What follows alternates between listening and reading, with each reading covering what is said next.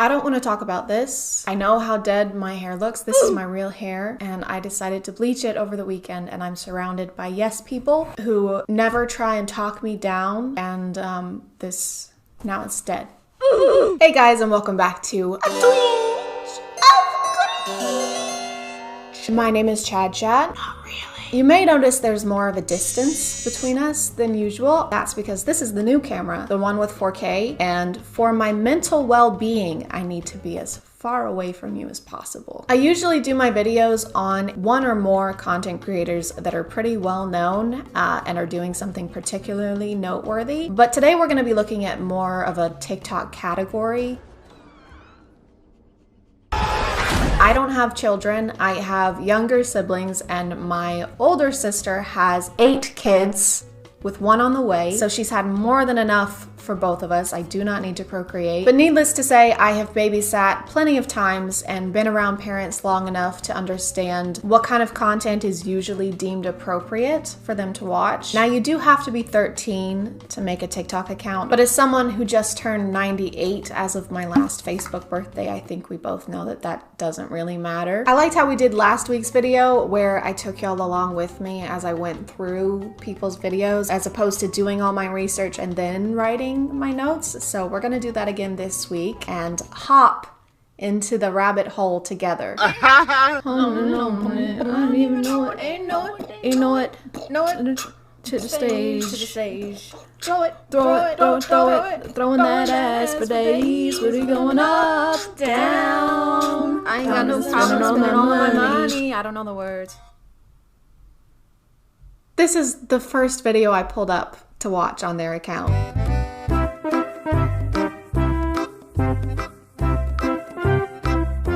This page is called Tito Lizardo, and I just want to point out how unassuming it looks. The characters remind me of that app with the cat that had cameras in its eyes that was spying on people. I think it was Angela.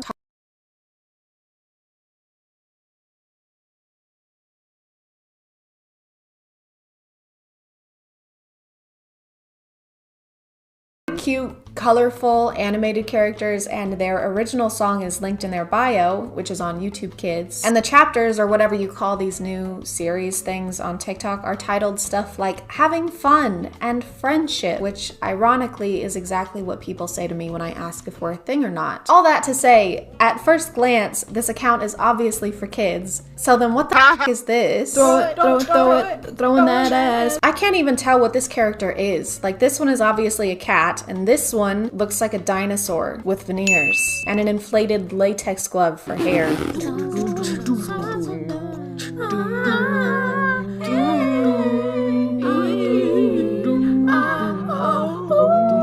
Do I know vowels? Do you know vowels? You're a cat. Why is there a smirk emoji here? Do you know vowels? And yes, that's my best attempt at a smirk. Hey, you come here often? You know vowels? Yeah, you do. What the fuck? My camera died here, and I only have 1 battery, so I ended up waiting for hours for it to recharge, and I ended up eating dinner and doing 3 loads of laundry because I have ADHD. It's hours later. Okay, so I went to their YouTube channel, and the music they released is in Spanish, so that might explain why they use the music that they use. But it doesn't really explain the animated ass groping between the 2 characters. You get the idea though. Their whole page is just them doing TikTok dances to popular sounds and using hashtags to make sure they reach their target audience. If you've seen one, you've seen them all, except you haven't seen them all. Thankfully. I probably have, because I have to screen record all these and scroll to the bottom of the page.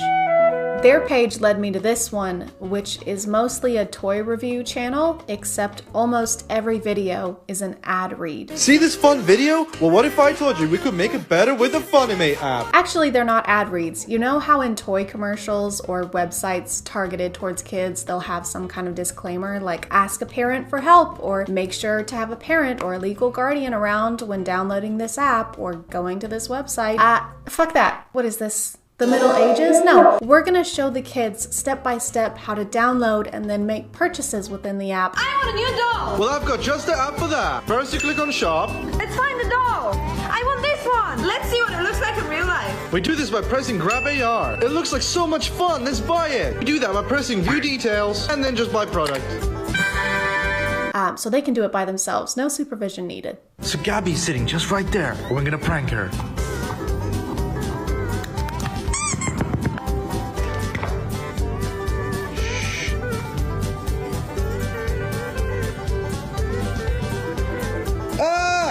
Oh my god, are those string lights? You couldn't like throw them at her. You have to incorporate them in a way that makes them scary because they're not exactly menacing on their own. Like who's gonna react to LED lights just laying on the floor like this? So it's a 2-bed, 2-bath. The roof was just redone. I think it would fit your family perfect. It seems perfect. How quickly can we close? Oh, soon, very soon. Just one tiny thing I have to disclose. The previous owner did die in the house. This room, to be more specific. That's not a problem. I'm not worried about that. Perfect. I'll start the paperwork now. What was that? What was what? Never mind. Just curious though. Was it old age or? Oh yes. Yeah. He was definitely old when it happened. Yeah. There it is again. What is that? Anyway, so I'll get that offer in tonight and I'll talk to you. What? Where are you going? Oh no, I just have another appointment to get to, but I will see you tomorrow. Maybe. No, you can't just leave me here. What? Oh God!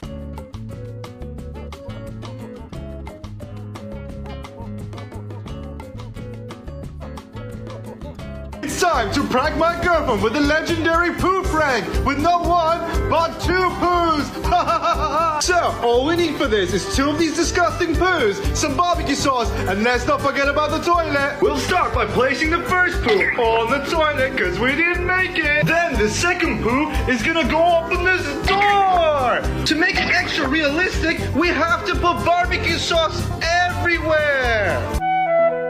Yeah, it was really important to put the barbecue sauce on there. They didn't look gross enough on their own. Oh my God, he smudges it everywhere. What is it with TikTokers and putting disgusting shit on toilets? In this case, literally. Now we just leave a disgusting handprint. It's ready. Now let's call her in. Gabby, come here. I didn't make it to the toilet. What is this? It's here as well. This is bad. I'm definitely putting a warning on this one. I should have put a warning on my last video with the toilet TikTok, but I didn't think to. I'm sorry. Definitely gonna put one on here though, because this actually made me nauseous. This is just so much worse, in my opinion. Gabby, come here. I didn't make it to the toilet. What? This is a pointless critique, but who comes running like this to the words, "Babe, I didn't make it to the toilet"?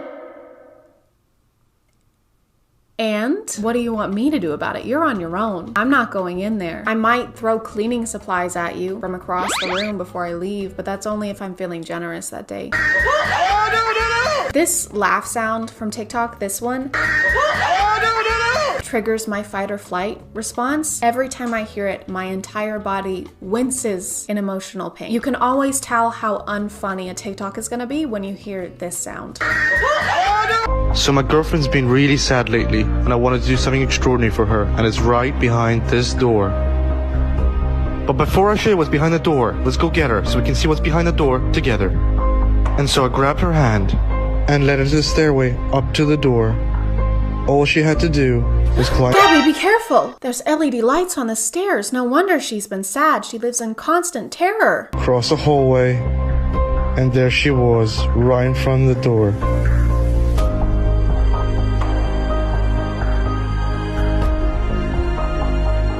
I love the camera angle changes. It doesn't break my immersion at all. Okay, Gabby, open this door. There's a surprise for you behind this door, okay? Okay, wait, let me open the door so that I can get a shot of your first real reaction. Sure, yeah. Okay.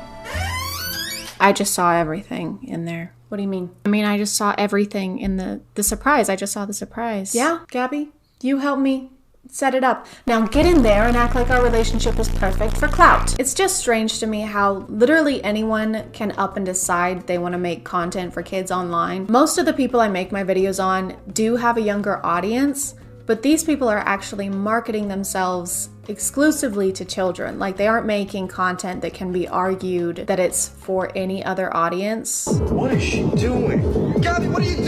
Just listen to some music. Which headphones are you using to listen to the music? These ones. The white ones? Try the black ones. They're magical and they change your voice.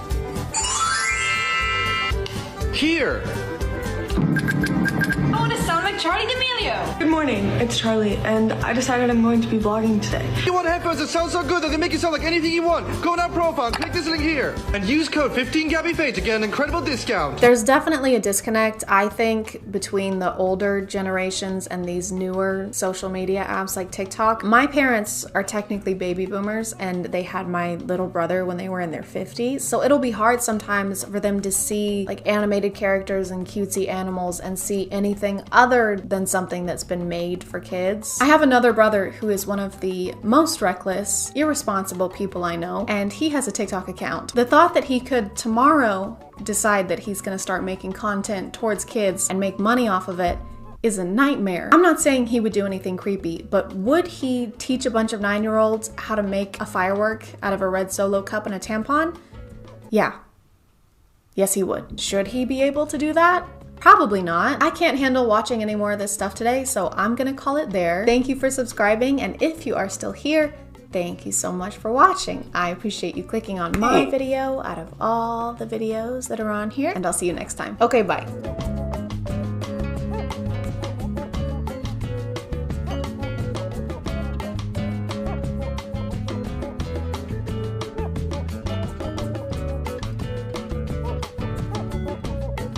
Hey guys, and welcome back to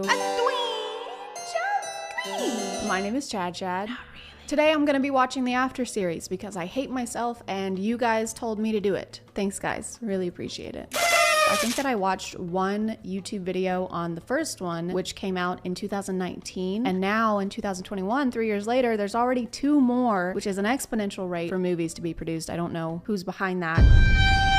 Just a quick recap of what I know about this series from just like hearsay. Number 1, it was based on a Wattpad story, kind of like The Kissing Booth, which was incredible, as we all know. Number 2, it was based, or was supposed to be, a Harry Styles fanfic. Number 3, it's terrible. Number 4, it's terrible. I want to watch the whole series, but I can't sit here and watch 3 movies in a row while I'm filming. I will be here for like 12 hours. So we're just gonna start with the first one and see how it goes. Good luck to me, pray for me, or if you're not religious, you can Venmo me, I guess. Hey guys, just a quick disclaimer. That was a joke. There is no ChadChad Venmo account, so if you see one, please don't send them money. I'm doing fine actually, because this video is sponsored by Confessions of a Rebel. This is a new niche brand dedicated to celebrating the rebelliousness in all of us by creating fragrances that excite and inspire. Confessions of a Rebel's mission is to defy categorization and gender binaries in the fragrance industry while helping everyone to find their signature scent, because everyone deserves to smell amazing. Responsible sourcing is also essential, and Confessions of a Rebel goes straight to the source for their ingredients and works with the best and brightest small batch farmers. All fragrances are vegan and cruelty-free. I received Let's Be Real, this conditioning body wash, Get a Room, and samples of About Last Night, Love High, and Almost Single. My favorite is Let's Be Real. This one smells amazing and has a bouquet of orange zest, lavender, and orange blossom, then some vanilla bean and cashmere woods to ground it a little bit. This conditioning body wash, Get a Room, smells incredible, and I've used it so many times since receiving it. It has a fruit-based smell with apple and mandarin and makes my skin feel super soft. Most of the ones I received are more fruity scents, like Love High, which has notes of jasmine, apple, peach nectar, and orange flower. But if you want something warmer with less fruity elements, Almost Single has some spice fueled by cardamom and black pepper with some deeper hints of sandalwood and rosemary. If you want to check out Confessions of a Rebel, be sure to use my code CHAD to get 20% off your Confessions of a Rebel fragrance so that you can act now, confess later. Thank you to today's sponsor, and let's get back to the video. Okay, so we're walking naked in the woods. That doesn't usually end well, biblically. There are moments in our lives that seem to define us. I'm gonna be your spirit guide. We can get you into all the best places even without a fake. No problem. You're just gonna dive into that while our mom's still standing in the doorway. Yeah, we can get into any club we want. We have really good fake IDs. Also, we do drugs every hour, and each of us has an STD. It's gonna be great. What's with all the old books? Who brings books to college? Crazy Tessa bringing books to school where you read books and talk about books and write essays on books. He's a fucking nerd. The bookish vibe. I like that. The bookish vibe? The bookish vibe. Oh, Sorry. After you. No, honestly, I insist. No, my mother raised me to be. If this isn't going to be a reoccurring character in the rest of this movie, this entire interaction was the most pointless thing I've seen in my entire life. Go ahead. Oh no, you go ahead. I insist. No, please. My mother raised me to make everything as awkward as humanly possible in these situations. Okay, please. Go ahead. Isn't this scene in the preview? I'm gonna hate this. Great Gatsby. It's a good book. Hate to spoil it. But it was all a dream. The Great Gatsby, huh? Surprised a girl like you knows about this book. It's pretty underground. Not a lot of people know this, but it was actually based on a movie starring Leonardo DiCaprio. Is that supposed to imply that she's getting feelings for him already? Like they've had enough interactions for her to be falling for this dude? I also love when a guy mansplains the ending of one of the most popular books in the world to me. It really gets my gears going. You're going. Aren't we so glad that there's always conveniently a character like this who's there to pull the shy main character out of their shell? If it weren't for them, there would be no movie. And what a tragedy that would be. So, guys, truth or dare? I dare you to make out with Hart. No. Ew. Where are you right now? It's really loud. Okay, so you go to college and now you drink. That's really great, Tessa. Okay, Noah, where is this what? This relationship seems really solid. I think that they have a lot of trust. Ooh, he also has books. I bet he's not as materialistic and shallow as he seems to be. He has depth, and I bet he has a soft spot only for her. Whatever our souls are made of, his and mine are the same. Guys, I don't think I can do this. I already want to die at how deep their relationship is because they both read books. I know that their faces are so close together because it's supposed to be building and showing us the tension, but I don't feel it. The only tension I feel is between me and turning this movie off. I know you're not gonna kiss, so just hurry it the fuck up. Pull away last second. Wait. There we go. Off, Noah. Your mom said you shouldn't be partying with that roommate. Hey, Noah, aka mom number 2. No one asks you, Noah. You shop at the Gap. I got it from the Gap. I'm not the only freshman in this class. Okay, I'm team Landon, you guys.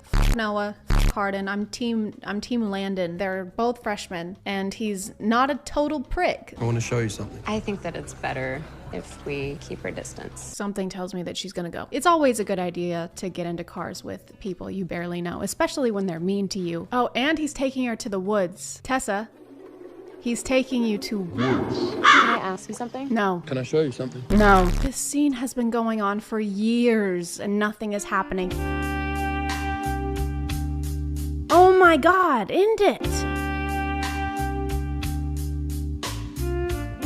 End this scene. So, how about we play a game of Second Blow? Does this character just exist to like bring up games to play? Him and Hardin live together because their parents are dating, so he's gonna call her. You need to come over. Stat. Hardin is upset because you touched elbows with some dude at a campsite and you have a boyfriend even though he doesn't want to date you. Get over here. Oh, and also he breaks things when he's angry. He's husband material. I'm a mess.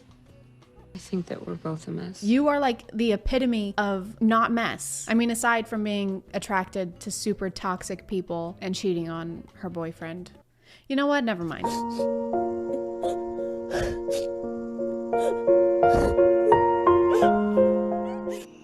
Noah is my best friend. Not anymore.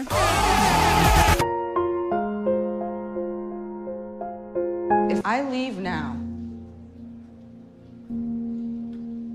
you're cut off. So she's cutting her off because she kissed a boy that wasn't Noah. Is the mom in love with Noah? I wish she was, because then something would actually be happening right now and there would be some kind of plot. I mean, we all know that Noah likes moms. So it makes sense. When you told me your mom was going to cut you off, I had to do something. We can stay here for the rest of the year. When you told me that your mom was going to cut you off, I had to do something. And I decided to go with squatting in my father's friend's house while she's in Italy for an entire year and not telling anyone. So I landed on crime. How many montages do you need in one movie? This is so boring. We're literally just watching montages of them go on dates or sit at home and eat takeout. One night when I was 8, my dad was at the pub, drunk as usual. He messed with the wrong guys. Messed with the wrong guy. They came to our house for payback. Came to their house for payback. He wasn't there. He wasn't there. And that's my dad.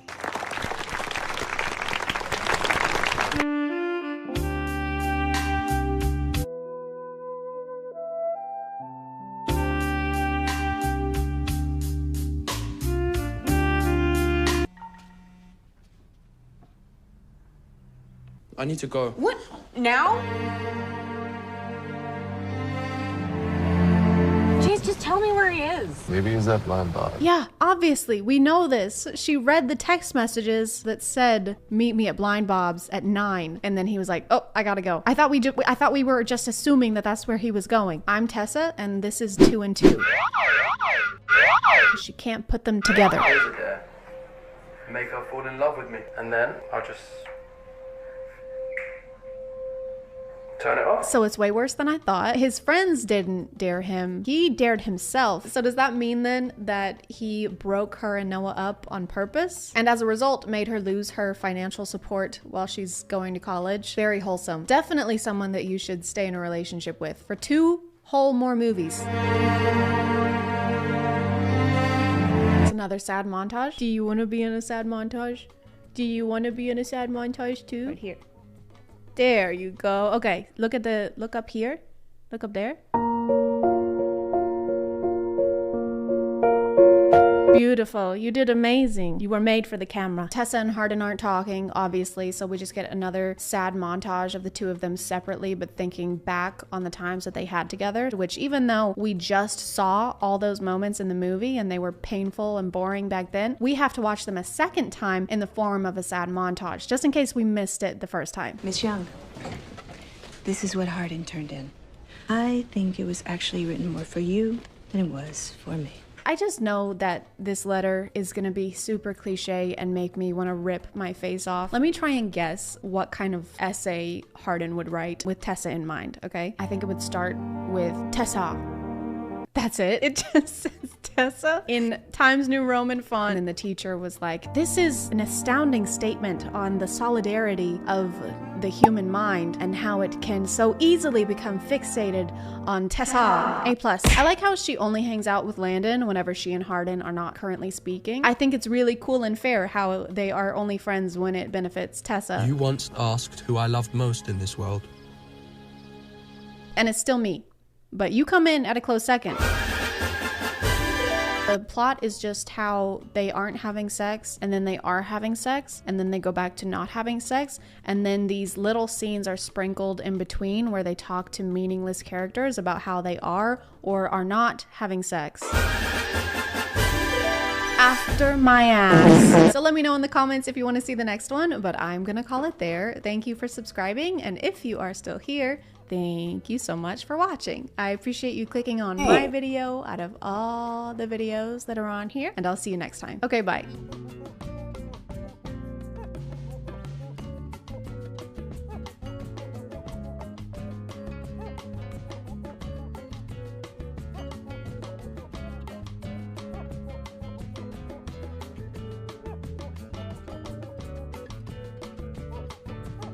Oh no, someone broke into my house and stole my setup or packed it neatly into boxes and then left it here. That's so weird. Why would they do that? What a not smooth criminal.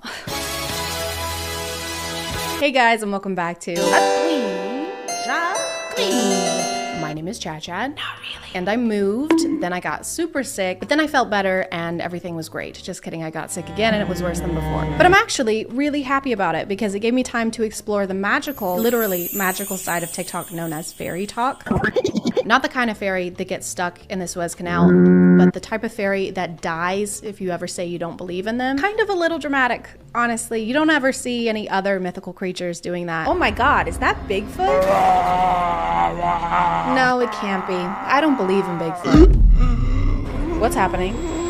That's really mean. Like, I don't know why you have to say that, so I guess I'll just die. Oh, I'm sorry. And my feet aren't even that big. I'm a tall guy. Okay. Proportionately, they make sense. You're right. Fairy talk seems to have started out with your regular stuff, like people pretending to find a real fairy. I just caught a fairy. A fairy landed on me. Fairies are real? Heck yeah, they are. And I don't know why the egg is here. Either fairies can lay massive eggs, 4 times their size, or this is the fairy. This is actually an egg fairy. They're like tooth fairies, but if you put an egg under your pillow, you don't get money, you get salmonella. Egg fairies aren't as fun. A fairy. I didn't know that. While I was collecting eggs, a fairy landed on me. It's in my hand. And as far as scientific discoveries go, I don't think you can get away with concealing about 80% of said discovery. My name is Benjamin Franklin, and look, I just found electricity. Wow, that sounds exciting, but you made me wear this, so I can't really see it. And I found your dad. Hi, son. What? He's been gone for years. And I found my dad. You sure are founding fathers. But discovering fairies? Lame. Who wants to do that when you could be discovering today's sponsor? This video is sponsored by Scentbird. I love Scentbird because it's like Christmas, but every month and with scents. It's Christmas.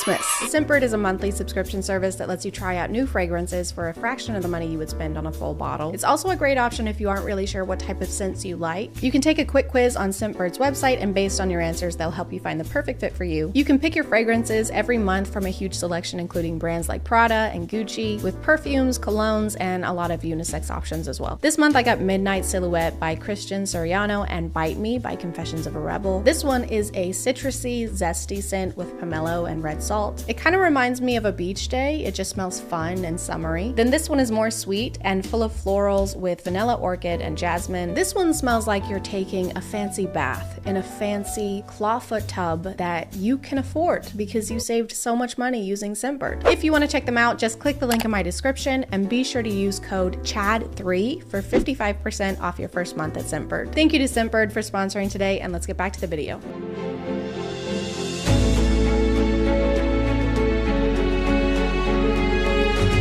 People quickly went from finding real fairies to wanting to be real fairies. And what are fairies known for other than sprinkling unidentified powders onto kids that make them high or from the ground so that they can do meth?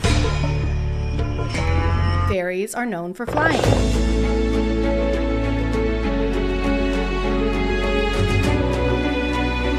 So if you want to be a fairy, you have to learn how to fly, which is obviously difficult to do if you don't have a Red Bull. So when you first start out, your feet are only going to dangle a couple inches off of the ground, but that still counts. A couple inches still counts, don't worry.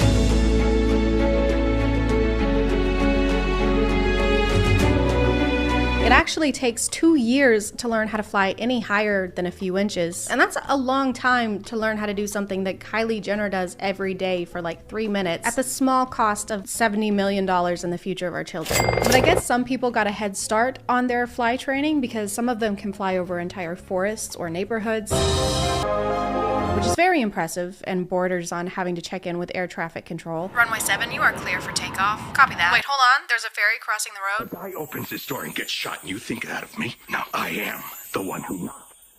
Okay, you're good.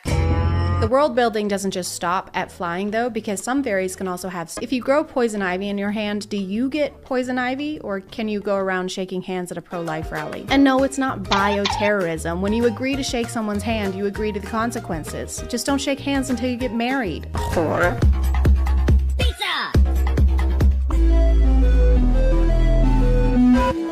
I've never been chased by a fairy hunter, but this seems like one of the times you would most remember you have superpowers. We're losing altitude. This plane is going down. Oh no, I can't think of anything at all that would help us right now. If only one of us had the power of teleportation and could zap us safely to the ground or something. Yup, that would be pretty helpful right now.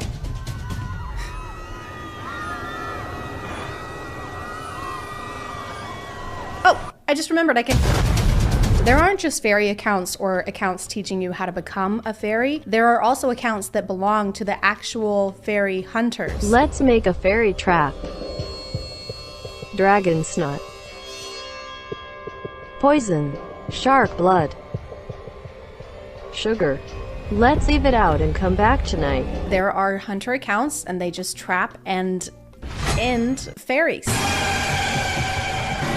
What, you thought you could become a fairy and wear pretty outfits and live in peace? How about I hunt down you and your entire family? Once again, a lot of these are kids, so I just want to make it clear that there is literally nothing wrong with this and they're just having fun. They're building a fantasy world community on TikTok along with collaborative storylines, and when you were a kid, you were making out with your hands. You were, not me. So that's really embarrassing. For you, just you. Luckily, some fairies have healing powers, or you can just make your own healing potion. But do you know who else knows how to make potions? The evil fairy hunters. Fairies, attention. When you are flying and see anything looking like this, don't drink it. It's fairy poison that fairy hunters made to trap us. This is good advice. I would just like to add that we shouldn't drink any strange liquids that we find in the woods. I'm also kind of questioning the hunter's skill in hunting if their plan was just to leave a teacup of poison around and hope someone drinks it. Here you go, Snow White. Oh, thank you. Just a totally normal apple with no poison in it. Okay, I trust you. And here is a teacup of poison. It has poison in it and it's labeled poison. You know, I think it would be kind of dumb for me to drink that tea without thanking you first. Oh, please. The fairy hunters never really make their motivations clear. Some of them seem to be hunting out of pure malice, and then the other ones are collecting the loot that fairies drop when they die. I killed her. I took her heart. Here is her fairy necklace, 3 crystals, her ring, and the most valuable coin. I found crystals in a ring, possibly left by a fairy. And there are the different types of fairies. So the water fairies can control water, earth fairies can grow plants, egg fairies can make a mean frittata, and they all drop something different depending on what type they are, but there's almost always a stone, and the hunters keep and collect these stones like baseball cards with more murder and less baseball. I found out my sister was a fairy, so I killed her.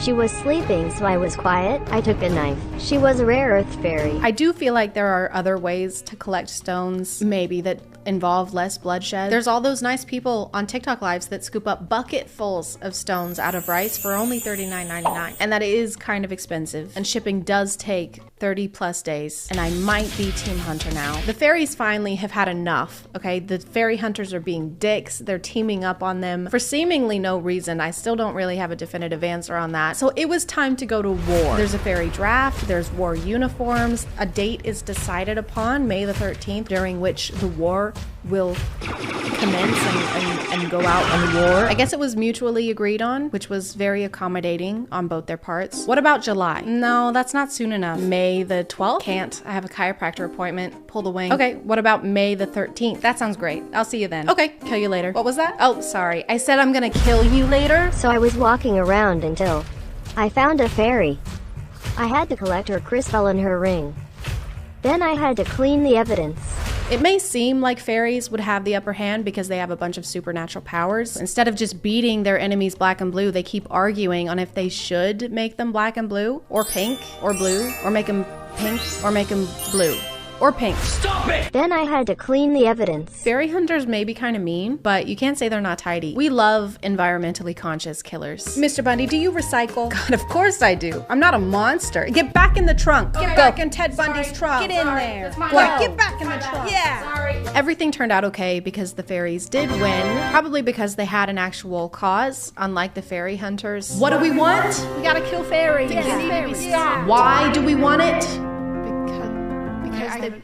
I don't. We just got it. All right. No, never mind. All right. When do we want it? May the 13th. But I am Team Fairy Hunter now. $39.99 is way too expensive for one scoop. Wait, the stone fell out of my ring. Oh man. Guess I gotta go kill someone now.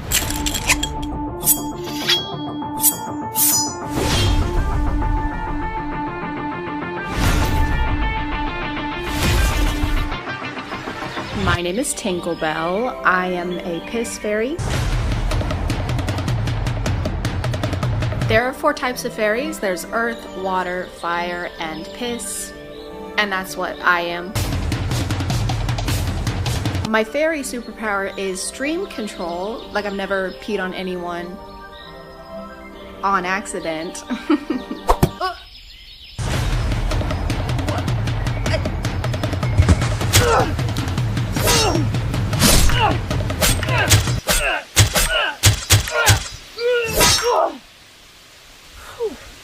Oh, sweet.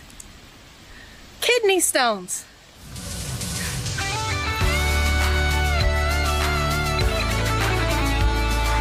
I'm gonna call it there, guys. Thank you for subscribing, and if you are still here, thank you so much for watching. I appreciate you clicking on my video out of all the videos that are on here, and I'll see you next time. And also, if you want to check out Scentbird and use the link in my description, just be sure to use code CHAD3 for 55% off your first month. Okay, bye.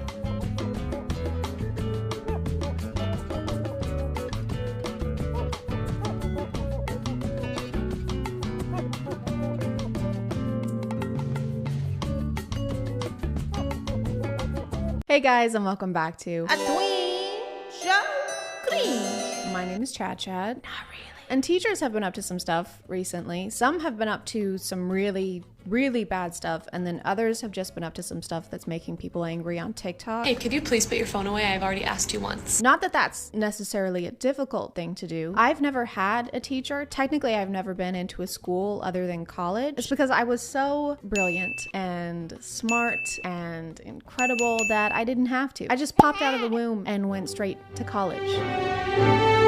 I wasn't homeschooled. Just remember that I have no experience with having a high school teacher other than my mom, and that was a lot of fun because if I ever pissed my teacher off, the passive aggressiveness didn't stop after the bell rang. I didn't have homework, but if I failed a math test, I wouldn't get to stay on the health insurance plan, so.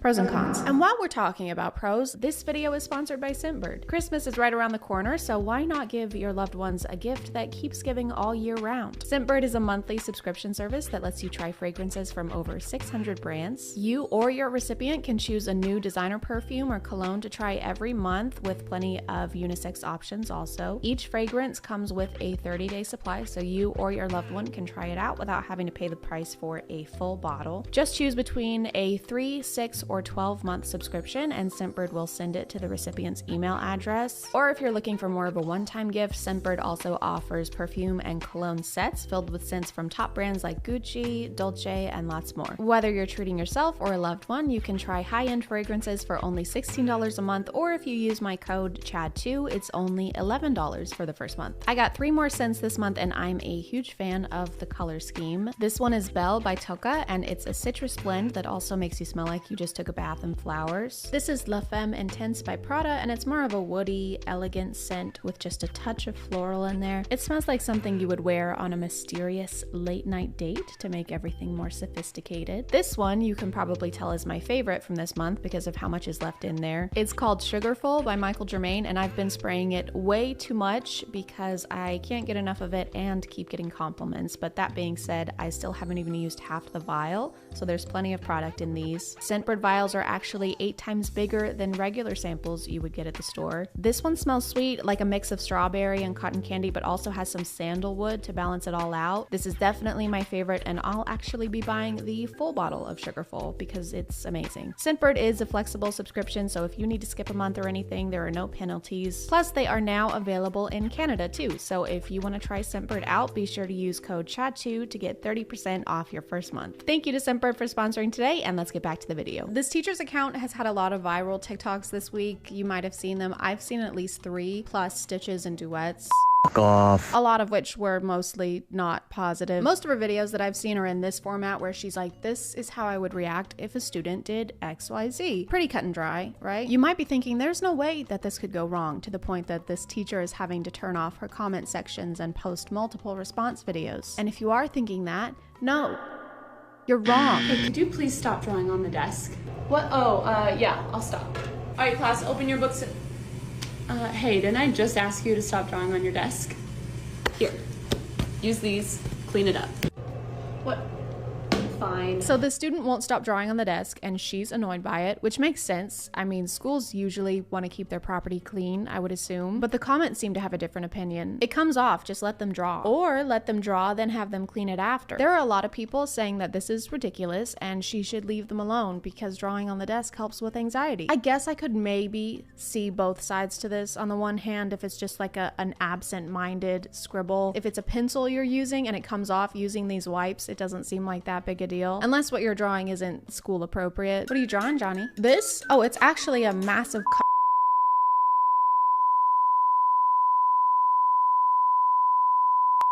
a butthole. Okay, well, Please clean it up. Just let him draw. He has anxiety. But I can also see being a teacher and this kid isn't listening to you while you're trying to keep your classroom clean. Teachers don't get paid a lot, guys. I don't know if you've heard or not. Definitely not enough to be like guardians of the school desks. I can't say that without sounding like a Visco girl. Desks.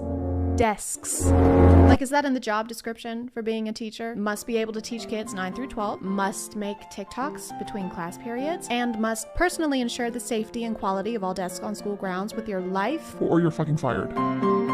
Miss Cheney. Yeah? I've been trying to get all these drawings off of the desk, but they're just not coming out. Oh, you don't have to do that. You're not even the one that drew on a desk. But if during your work time you want to keep trying to get it off and make it your project, I'm totally fine with you doing that. By the end of the school year, these are going to be off of the desk. Okay, and now we're enlisting other students to try and get the drawings off. They're not even bad drawings. And if they haven't come off at this point, I think it's fate. They're supposed to be there. You might actually cause a Nexus event if you keep trying to erase them. Hey, Miss Cheney, can I go to the bathroom? Yeah, of course, go ahead. Okay, thanks. This is something I'll never understand about school, is having to ask to go to the bathroom. I have anxiety. Shocking, but it was a lot worse in high school, like a lot. If I had been in school and had to ask for permission to go to the bathroom, I just wouldn't do it. I would just remove the need to use the bathroom from my body. I would transcend morality. You have to raise your hand, the teacher stops talking and everyone looks at you, and then everybody is gonna know that you, a human being, use the bathroom. That's fucking embarrassing. Right, here you go. Hey, when you go to the bathroom, if you're getting a snack, could you just let me know? I don't understand the issue with this one because they got snacks. Kids eat a lot. They probably were just hungry and grabbed them from the vending machine on the way back. Not really what I would call sus unless they came back through the vent. Bye everyone, have a great day. See you tomorrow. Hey, can I chat with you for just a sec? Okay, so do you have any medical conditions I need to be made aware of? Are you legally allowed to ask a student that? Like, are you allowed to just go up to them and be like, hey, I was just wondering, is there a particular reason, perhaps a medical one, that you shit so often? Or is shitting violently and frequently just like a hobby of yours? The 10-15 minute bathroom breaks really need to end. Our class is only 45 minutes long, which means you are missing a lot of instruction by being gone for 15 minutes. Personally, I don't think I would ever be able to go up to a student and ask them what they're actually doing when they're using the bathroom. That just seems stressful for all parties involved. Maybe there's a better way to go about it, right? Like maybe you could have students fill out forms detailing their entire medical history the first day of class, or put security cameras in the bathroom stalls. It's way less intrusive. I think the biggest reason I've seen so many angry comments on this account is about this particular topic, which is students having cell phones in class. Hey, can you please put your phone away? Thank you. Hey, could you please put your phone away? I've already asked you once.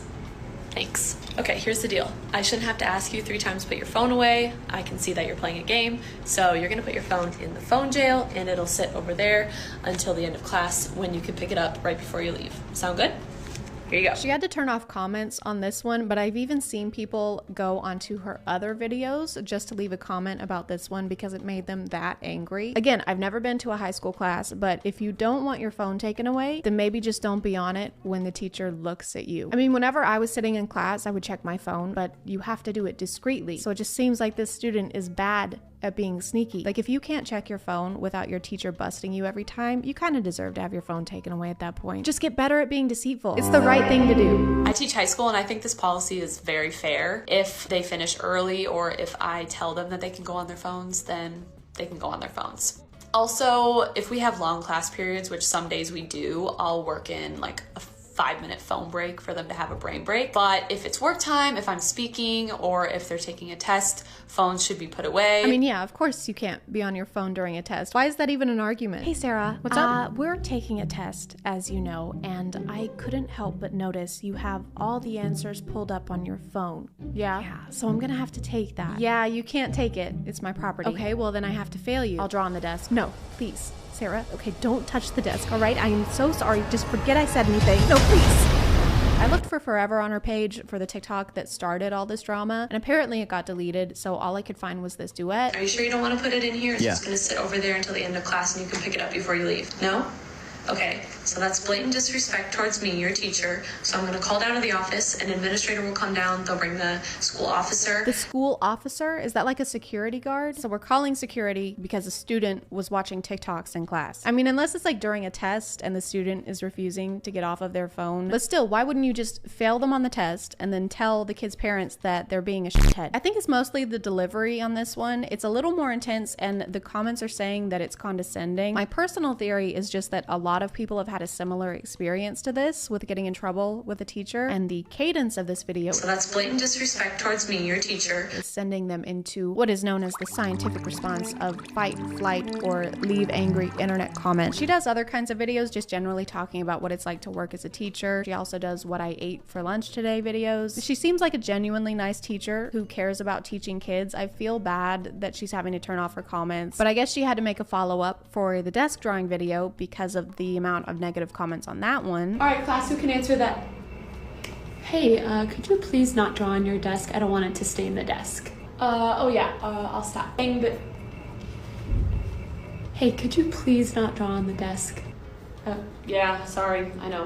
Okay, so here's a piece of paper for you to draw on instead of the desk, and here's a wipe to clean it off. Could you please do that for me? Do you not have to take paper to school anymore? Should you not at least have one piece of paper? If the students don't have paper, then why do they have pencils or pens?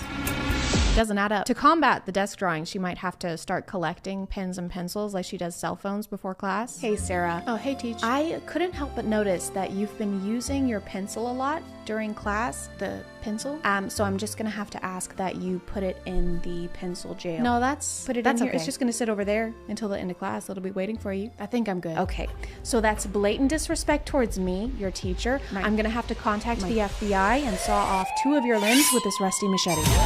As always, y'all can let me know what you think in the comments, but I'm gonna call it there. Also, if you're interested in Scentbird, be sure to use the link in my description or the code CHAD2. It does help out the channel. Plus, you get a discount off of your first month. And if you are still here, thank you so much for watching. I appreciate you clicking on my video out of all the videos that are on here, and I'll see you next time. Okay, bye.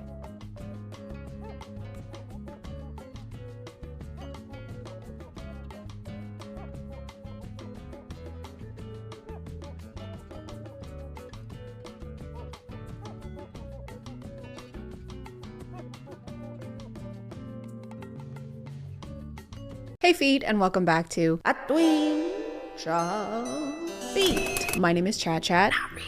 And have you ever wanted to make a bunch of money without having to raise a single toe? Then this is not the thing for you. You do have to raise a toe. You have to give birth to your toe and nurse it, swaddle it in a little dough blankie and cover it in mustard. Eat your toes. Go on. Do it. Do it. You won't. There's just something about companies that advertise exclusively on TikTok that make me go, huh, why are they doing that? I wonder. Probably a good reason. I trust them. A good example of this would be Bang, the Bang energy drink company that would sponsor TikTokers and not really care if they disclosed the sponsored aspect of the videos. I've always wondered what would happen if you trapped smoke inside of a box, so I tried it for myself. And it could be a little difficult to tell sometimes because the drink wouldn't be incorporated in an obvious way and would just kind of be sitting in a corner somewhere. Kind of like all the Coke products in Footloose.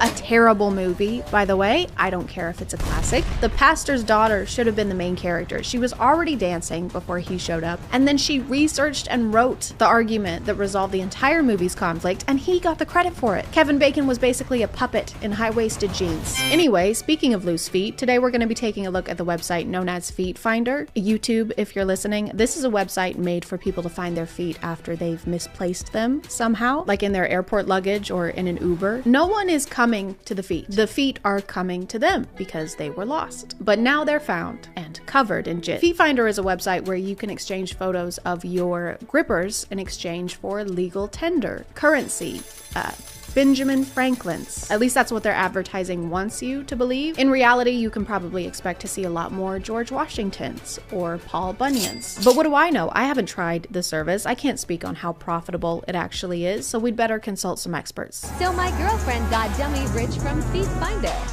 We flew to LA because she needed a new car. She looked at a few supercars, then decided the G63 was the move. Then cruised down PC8 and went back to her beach house in Malibu.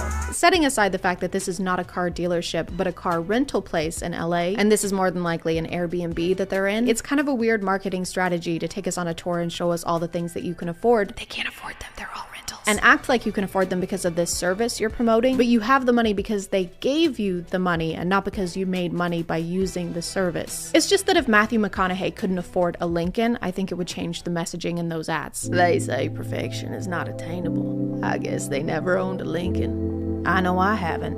Have you seen how expensive those things are? Anyway, you should get one, I guess. Lincoln.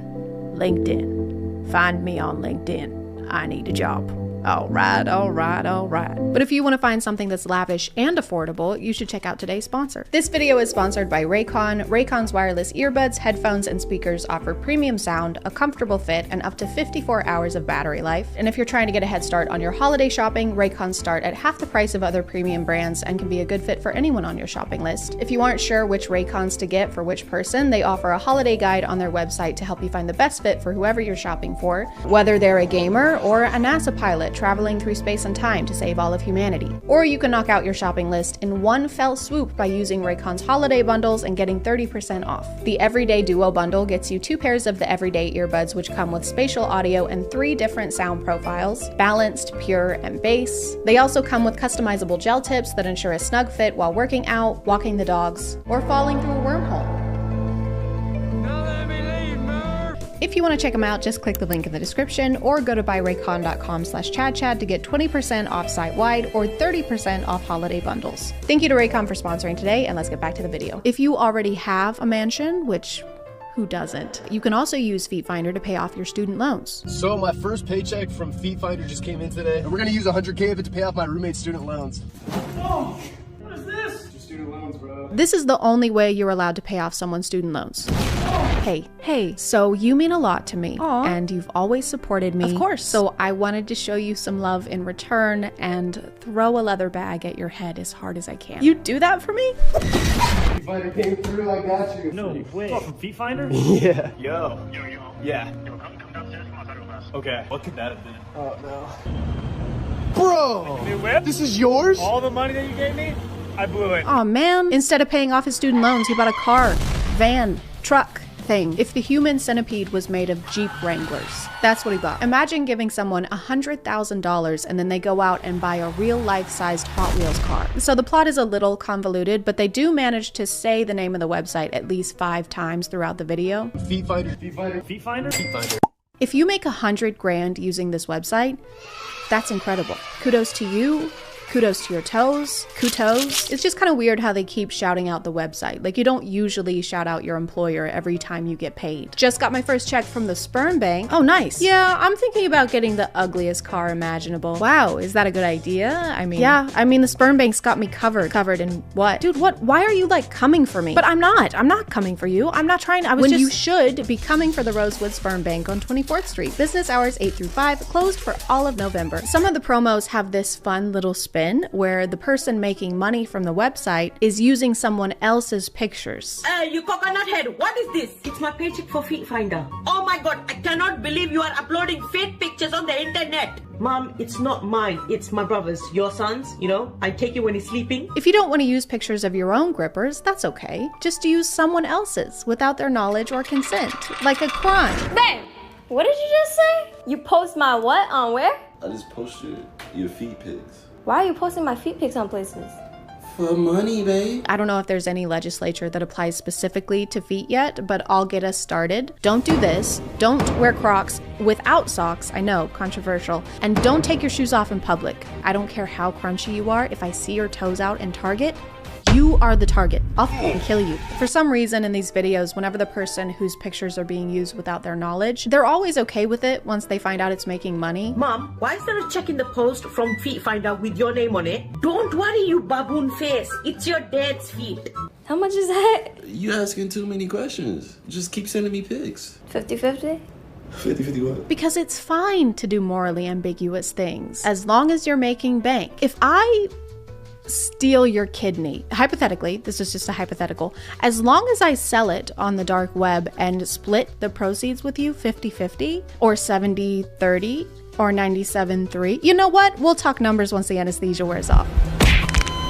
The brand has to approve these before they can get paid. So the actual company looked at these and said, good, this is great. We approve of this. It's good. And it aligns with our mission statement. That gets the stamp of approval. Another method in some of the promos is to integrate them into street interviews. They're usually in the ones where the guy goes, how much money do you have in your bank account? $400. And what do you do for a living? Your mom. Awesome. Thank you. Oh my God, that's that girl from the last Feet Finder video. Do you remember me? How's work been? Good. Still making that bag. Just paid cash for a new car, so. Damn! What kind?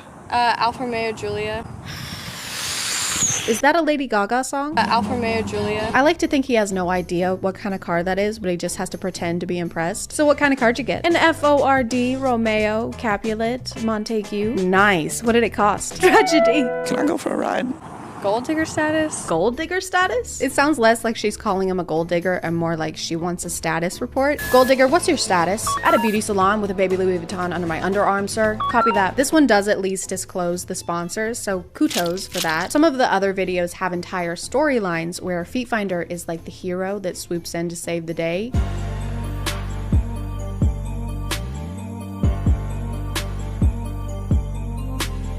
Don't you hate it when you're playing video games and your girlfriend feeds you raw macaroni with one of those washcloth tablets that you have to put in water? So she's sad that they can only afford one pair of socks.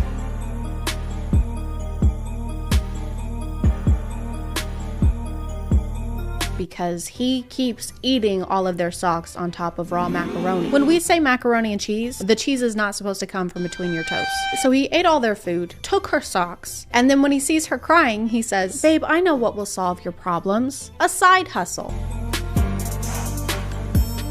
Dude, you are her problems. She's literally giving you the shirt off her back. If her shirt was socks and her back were feet. There's a few like this though, where the wife or girlfriend is unhappy or they get dumped and then they find Feet Finder and it transforms their life immediately. Yes, I own 2 mansions and a car that has more prefixes than Rosetta Stone, but before I found this company, my life was miserable. My husband would force feed me sweaters on uncooked penne, and they weren't even cashmere. At this point, you might be thinking it's a little bizarre that this company is exclusively advertising to people who would want to post pictures and not actually buy them. And it might be because that's who they're making a lot of money from. You have to pay to use the website. You can pay $5 a month for a basic subscription or $15 a month for premium and unlock all of these crazy perks like direct messaging or profile customization, things that are definitely perks and not just things that a website should have already. So these ads are less trying to get customers and more trying to be like the finance influencers that tell you they made all their money trading Forex, but then charge you $500 for a course they filmed in their garage. This is how I made my money. This is how I can afford a new Tesla every year. This is how I moved out of my parents' house. Honey, did you take out the trash?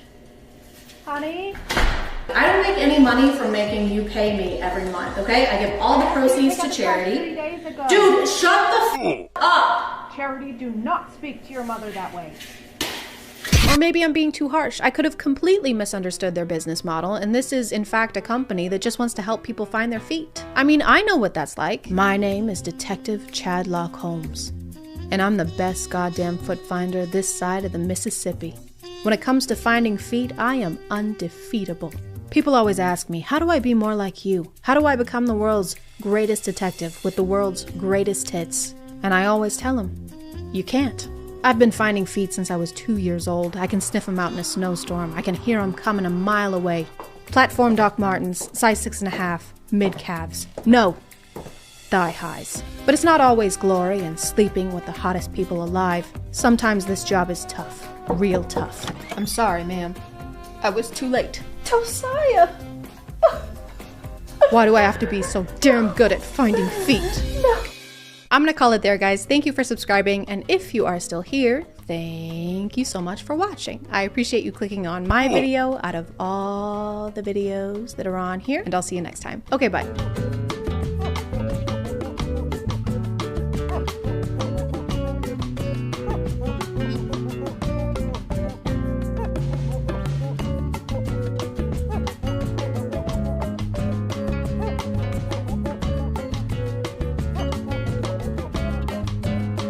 Hey guys, and welcome back to My name is ChadChad. And I believe in aliens. I never decided that. There was never a specific moment where I was like, you know what? I do believe in aliens. I do! Because I've always just assumed that, you know, in the endless universe, there are probably other places that can also support life. Like, there are a lot of ants in the world, but each ant probably thinks that their anthill is the only anthill in the world, but that's only because they haven't invented space travel yet. I've never met anyone who claimed to be abducted by aliens or who claims to have had some kind of extraterrestrial encounter. But I like to think that I'm an open-minded person and that I would hear them out, which is why today we're talking about Demi Lovato. Demi Lovato is a pretty well-known singer and was in a lot of Disney movies / TV shows. You've probably heard of them before, so I'm not gonna dive too deep into their history. But there was a certain clip that caught my attention the other day. So I woke up in my room and there was like 3 beings. And they were like, do you want to see your planet? And I was like, oh, sorry. You were like, hell yeah. I was like, hell yeah, let's go. This is a pretty short clip, so I wanted to get the full context of what's happening here. Demi has a new show called Unidentified that's streaming on Peacock TV. We'll get into that later. So the reason for this interview is that Demi is promoting their new show, and this conversation takes place after Kelly shows a clip previewing it. Well, wait, in that clip we just saw you looking for aliens. So have you seen an alien? Have you ever had an experience? I have never seen an ET face to face. Oh, that's something else I should mention. Demi doesn't believe that we should call aliens. They say that that is offensive to aliens. Sorry, aliens. Sorry, aliens. Sorry. Demi Lovato has said referring to extraterrestrials as aliens is derogatory, and the word should no longer be used for potential otherworldly visitors. Speaking to News, Lovato explained their reasoning while responding to Span while responding to fan speculation that they have an unreleased song called Aliens, quashing the rumor. That's a weird word. It sounds like you're getting phlegm out of your throat. Quashing the rumor. The singer said their fans should know they don't call them aliens because it is a derogatory term for anything. My fans should know that I do not call them aliens because alien is a derogatory term for anything. Oh, that's so true. Even extraterrestrials, which is why I call them ETs. Which I guess I kind of get what they're trying to say here, but at the same time, I feel like this would be very, very low on an ET's list of concerns if they were to encounter our planet. Our government would definitely take it into custody and definitely perform less than humane tests on it, so it probably wouldn't be too worried about what word we were using to refer to it with. I will now use this circular saw to enter your brain cavity. I would prefer if you didn't. Then I will study your alien brain to discover all of your secrets. I don't have any... Excuse me, what did you call me? I'd say this is a case of let's cross that bridge when we get there, but the bridge isn't even built yet. The bridge isn't even under construction. The bridge is still in the Daddy Bridge's ball sack, okay? We don't need to be worried about this yet. Yeah. I had a night where I was dreaming, and I say dreaming very loosely because I don't really know what happened. So see, this is why I wanted to watch the full clip, because the TikTok that the Kelly Clarkson show posted, which got 3.2 million views, mind you, doesn't include the part where they say that this is dreaming, I think is what they're saying this was. So that kind of seems irresponsible to just post this without that context, because the comments are absolutely roasting the shit out of Demi, saying that they're on drugs, saying that they've completely lost their mind. I don't know if it was intentional or unconscious, but if I was Demi and the show that I did an interview for clipped something in a way that made me seem crazy, I would probably have a heart attack. But I all of a sudden was in my room, and I know I said, I sound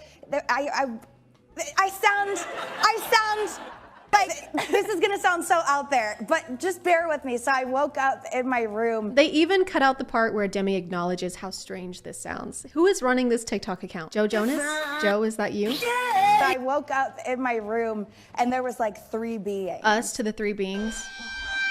Okay, corporations, you need to stop, all right? We get it. You're hip with the young whippersnappers. You know what this means. I actually think the only time I ever see this used anymore is by corporate accounts. So now it's getting kind of like corporate Twitter, trying desperately to seem relatable. That moment when your mom says no more video games.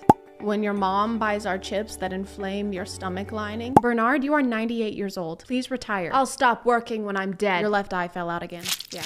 Are you gonna go home now?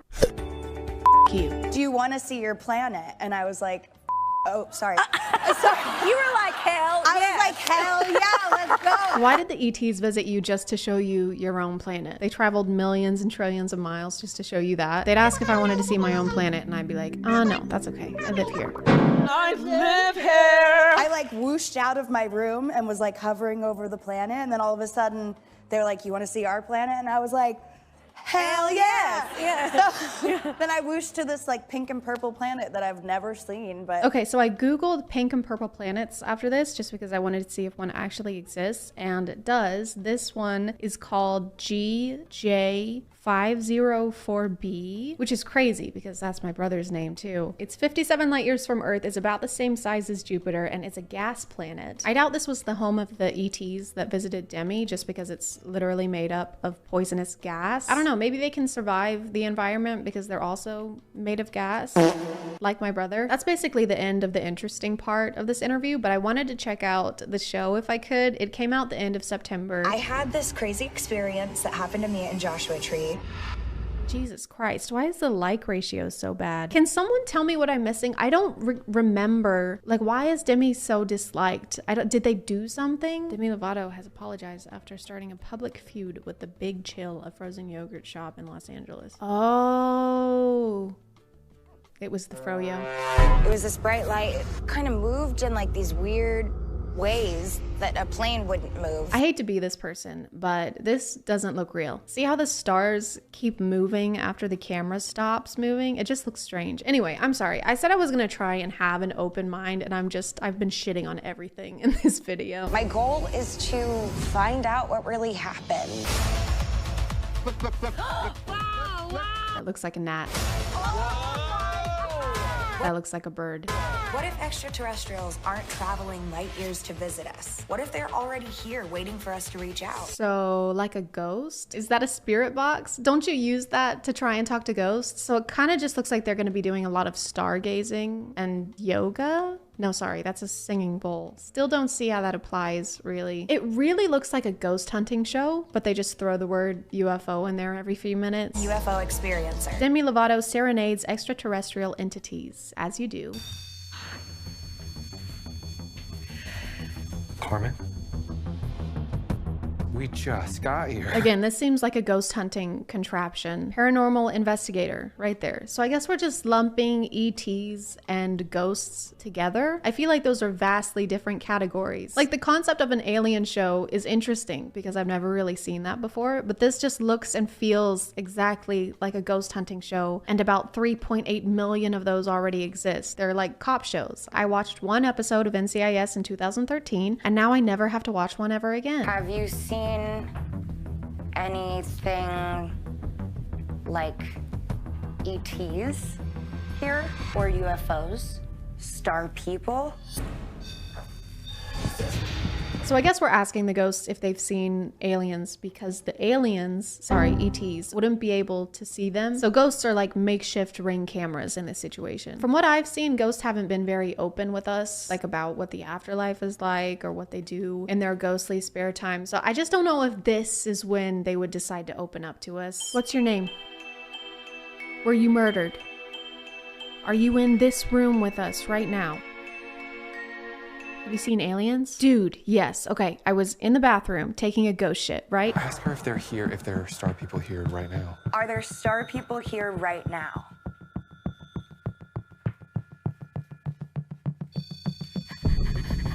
They probably explain this in the full episode, but I'm trying to figure out what kind of equipment this is. This article just ominously calls it the radio, but it looks like it might be some kind of proximity detector based off of my extensive research on Google Images, which would mean that every time this goes off, it's just because the ghost is stepping closer to them and then stepping back. Are there any star people here right now?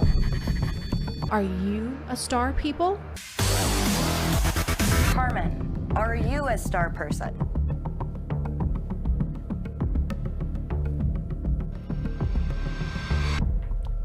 Maybe it's because we're in the room, because, you know, they don't like men, She doesn't supposedly. like men, and I get it. Do you want us to maybe do a little experiment and step in another room while you take over? What do you mean? Y'all have been here this whole time and she's been talking just fine. Did you not want to say anything else because the boys were in here?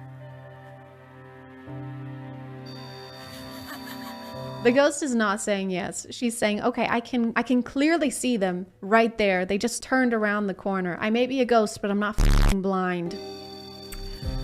Okay. She has trauma. She does? Mm-hmm. Okay. How do you know? And that's why she doesn't like men. Okay. I respect that. I respect that. Totally. What are these reactions? Can you imagine like going on a third date with someone and you open up about your trauma and they're like, okay, I respect that. I respect that. I do. Are you gonna pick up the check? I mean, I'm so sorry about that. That sucks, dude, but I don't get paid until Friday. Maybe if you sing a song as an offering, we could come back in the room. Oh, yeah. Okay. If I sing you a song, can my friends come back in the room? Okay, now y'all are just making up rules as you go. This is like trying to watch third graders play a game of tag. There you go. What the fuck is that? Is that a knife? Call the police, we're witnessing assault.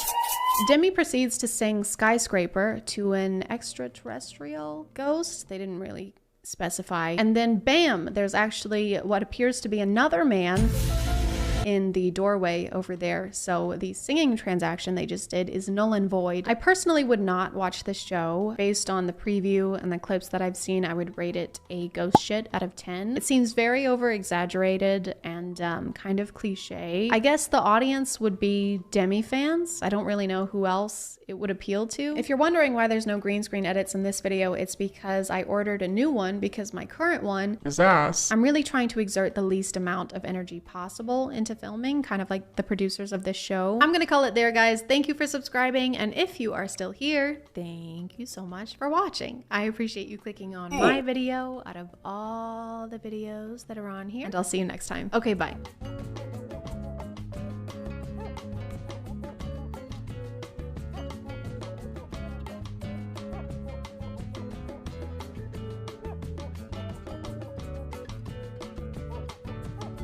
Hey guys, and welcome back to My name is ChadChad. And I know that I just made a video on the epidemic of alpha podcasts, but they're getting stronger. There's a new strain actually, the Delta Sigma Alpha strain. Symptoms include, but are not limited to, coughing, thinking you're qualified to give dating advice. If you want to book a one-on-one coaching call, hit the link in the description. And a sudden aversion for Sir Isaac Newton. If a girl's posting gym photos and she's actively working on her body and fitness, that's something she worked to earn. I would argue it doesn't take as much effort as it does for a man to do the same thing, because a man has to resist the earth with gravity when he lifts weights. There's no cure other than mandating that people fill out a questionnaire before they're allowed to purchase a microphone. Question A, do you intend to start a podcast? Question B, are women affected by gravity? And question C, please select all pictures that contain emotional vulnerability. Keep any struggles, problems, or issues you're having to yourself. If you're so sad that you feel like crying, never cry in front of your girl. They always need you to be the strong one. They always need you to be the logical one. If you're on TikTok, you've probably seen this clip. My FYP has been full of stitches and duets to it. How many girls do you know actually have hobbies? Like some girls, like they knit or they read or something like that. But Bro. like, they don't spend a lot of time doing it. Dude, shout out to girls that knit. Shout out to my queens that know how to knit. So I went ahead and watched a bunch of highlights from their podcast because I'm not going to sit through an entire episode of that. I'm not that strong. What is strong, though, is the quality of today's sponsor. This video is sponsored by Intimina. Intimina is a brand offering products and educational resources for everything from periods, pelvic floor health, pregnancy, and menopause. They have a selection of menstrual cups, the newest of which is the Ziggy Cup 2. This one is super comfortable and it comes in 2 sizes, A and B. It's made for people with a mostly medium to heavier flow, but it's still very flexible and has this pedal thin body for easy insertion. It also has this leak-proof double rim right here and a rib tab for easy, no slip removal. This tab here is located in the front of your cup, which means it needs to be away from your cervix and pelvic bone. All of Intimina's cups are made from 100% medical grade silicone, making them safe, reusable, and hygienic. The Ziggy Cup 2 can be used for up to 2 years, so cups can be a great way to help out the environment comment if you're able to use them. If you want to check them out, you can go to their website at intamina.com, and if your order is over $60, the Wonder Girls Guidebook is included as a gift. This is an ebook for teens and tweens and is full of advice on how to deal with puberty. It's also available as an audiobook on their website. To learn more, you can go to their website at intamina.com and be sure to check out the discounts that they're offering right now. Thank you to Intamina for sponsoring today, and let's get back to the video. This is the infamous Good Bro Bad Bro podcast. It's like a play on Good Cop Bad Cop, except neither of them are good and the only thing they can cop is celibacy. In true alpha podcast fashion, their main focus is on dating advice, with an emphasis on never actually giving any valid dating advice and just complaining about women to each other. Red flags in women if she wears a lot of makeup. This is a big one.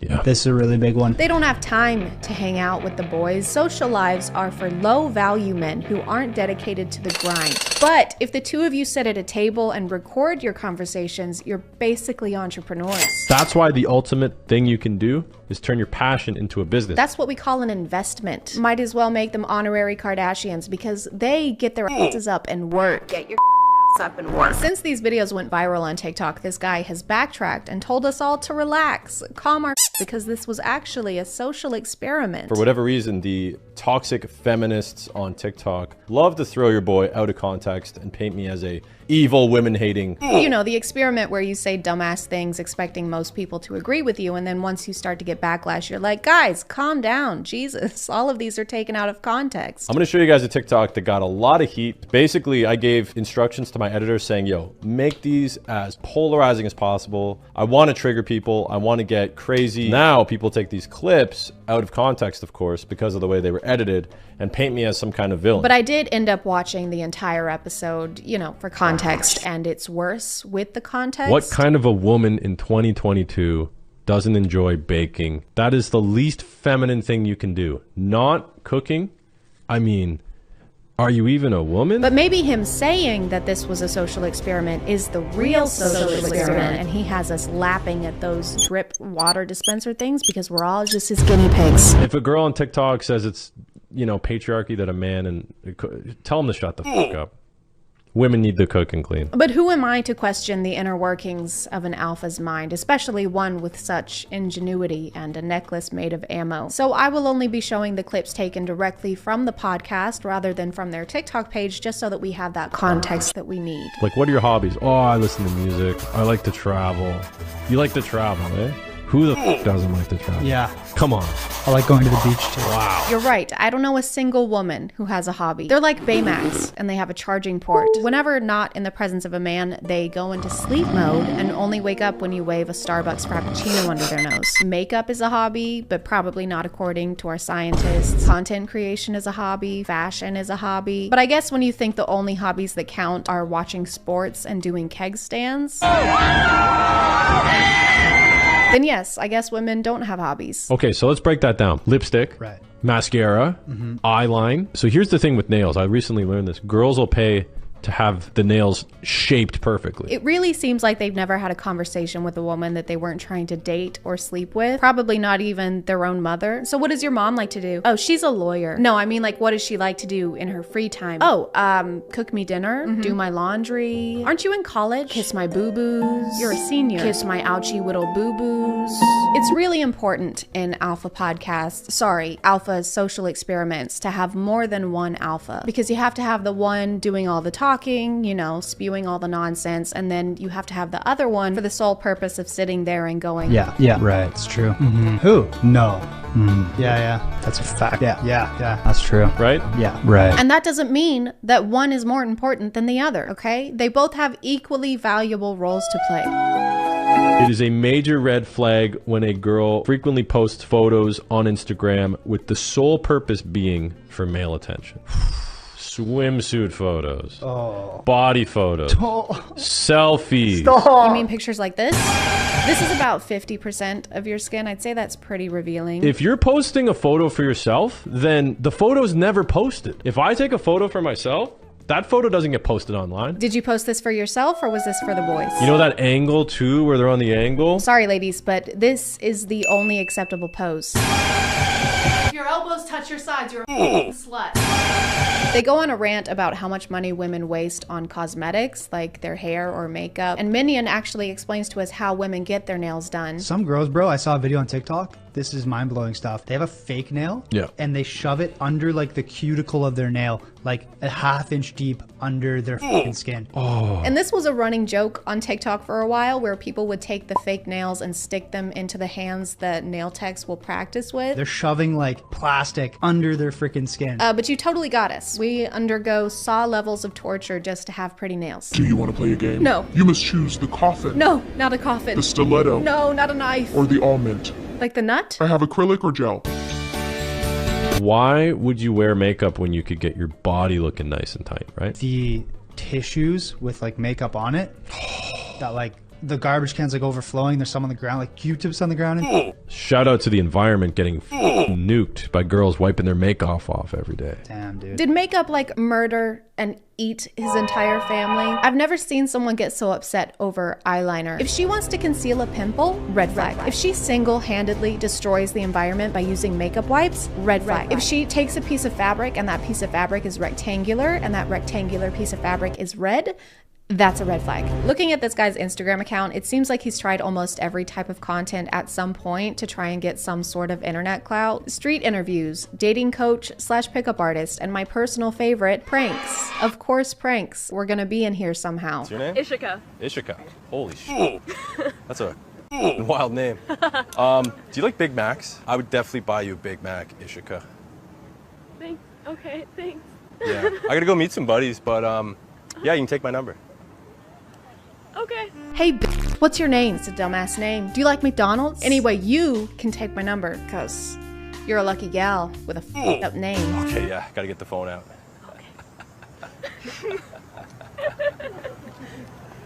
Yeah, I love Big Mac. So that's the pickup artist phase, I guess. Just say Big Mac like 11 times until the girl gives you her number to try and make you stop saying Big Mac, for the love of God. But then we move on to pranks, and they're obviously super elaborate and funny in a way that's funny but doesn't upset the public, and I'm lying, he just throws trash at strangers. Yeah, it's been a long day, dude.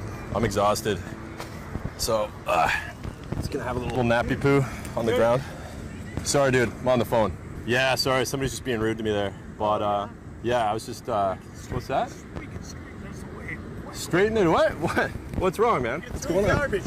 It's funny because he's disturbing the peace and pissing off this couple that's just trying to enjoy their day at the park, and then he posted this video despite this man asking that he not do that. Yeah, that's why I did that. I didn't publish it. Don't worry, guys. It's actually an experiment. It's like What Would You Do? Only if John Quiones jumped you, and then he was like, I'm John Quiones, and this is actually the hidden camera show. What would you do? What? We actually have hidden cameras over there and over there. Oh my God. So tell me, what did you think about that when I beat you up like that just now? Well, at first I thought you were beating me up, but turns out you were beating me up on camera. I can see how you might have thought that. Yeah, silly me. Join us next week where we'll be stomping Girl Scout cookies and refusing to reimburse them. And I need medical attention. Whether the podcast was actually trolling like they claim or not, it doesn't matter. In a time that alphas keep popping out these podcasts and cold takes like Dr. Sandra Lee, you still said the things, and now your audience is mainly people who agree with that to some extent. So a great experiment, I guess. You really proved that misogynistic people exist on the internet. Hello,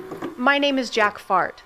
It's like Jack Frost, but fart. I hope you enjoyed this video because it was actually a huge social experiment. That's right. This entire video was edited intentionally to take the things that I said out of context. It really seems like they've never had a conversation with a woman that they weren't trying to date or sleep with. It really seems like they've never had a conversation with a woman that they weren't trying to date or sleep with. Mission successful. And if the alphas from this podcast get upset over my video or any of the things that I said, then it worked. You got super mega epically trolled. And if you're still upset, try calming down. I've heard knitting is pretty relaxing.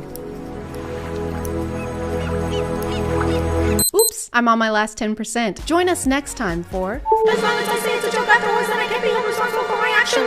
I'm gonna call it there, guys. Thank you for subscribing, and if you are still here, thank you so much for watching. I appreciate you clicking on my video out of all the videos that are on here, and I'll see you next time. Okay, bye.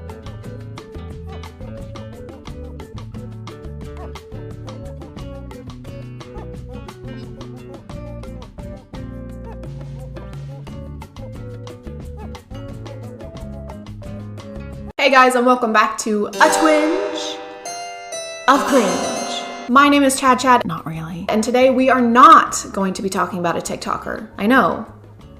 Shocking. But don't worry, we'll still be watching cringy shit. It will just be cinematic cringy shit instead. I've seen this movie a couple times and I'm not going to lie to you, it's probably one of my favorite bad movies of all time. I'll recommend it to people and try and get them to watch it and they end up just watching the trailer and then never talking to me again, which is understandable, I guess. Disclaimer. This is a disclaimer. I'm not making fun of this movie for being low budget or for them obviously having minimal resources. If you're somebody who wants to make movies or if you're somebody who wants to write for movies, I think it's great if you just go out, no matter what you have, no matter what equipment you have, and you just make it, okay? I think that's great. I'm making fun of it because it's awful. It doesn't cost a lot of money to write a good script. Unwanted Presence was released in September 2014 and had an estimated budget of $150,000.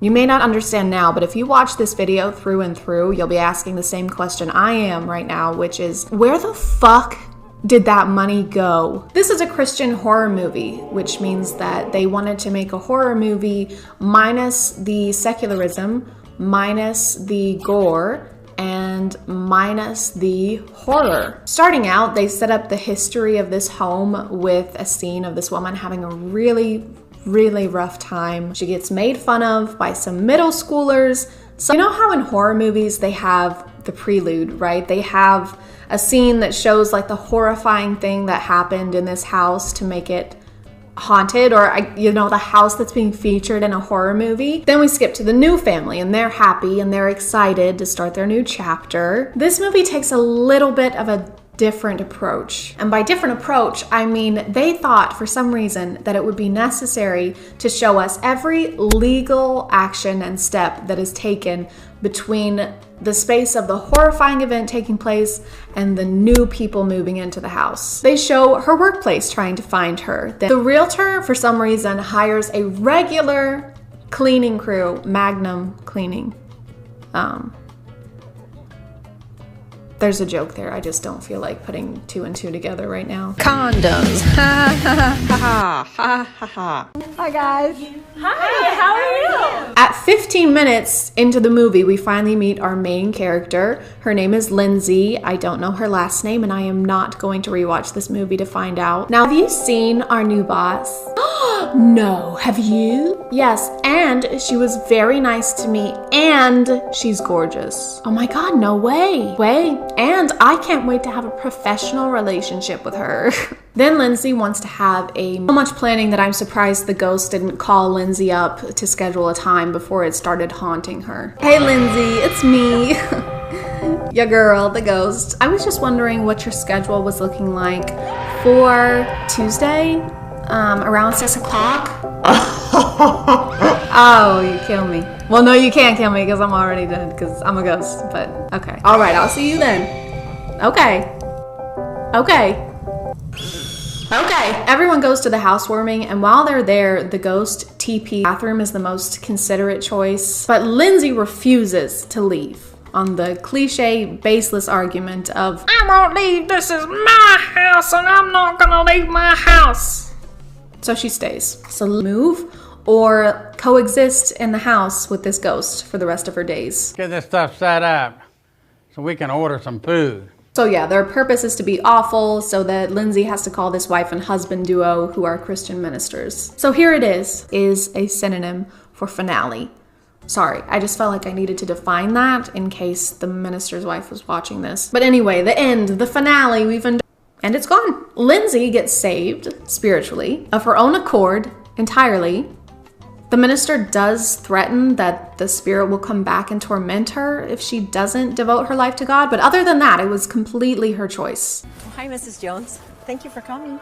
Yeah, and that's the end of the movie. You're welcome. Thank you for subscribing, and if you are still here, thank you so much for watching. I appreciate you clicking on my video out of all the videos that are on here, and I will see you next time. Okay, bye.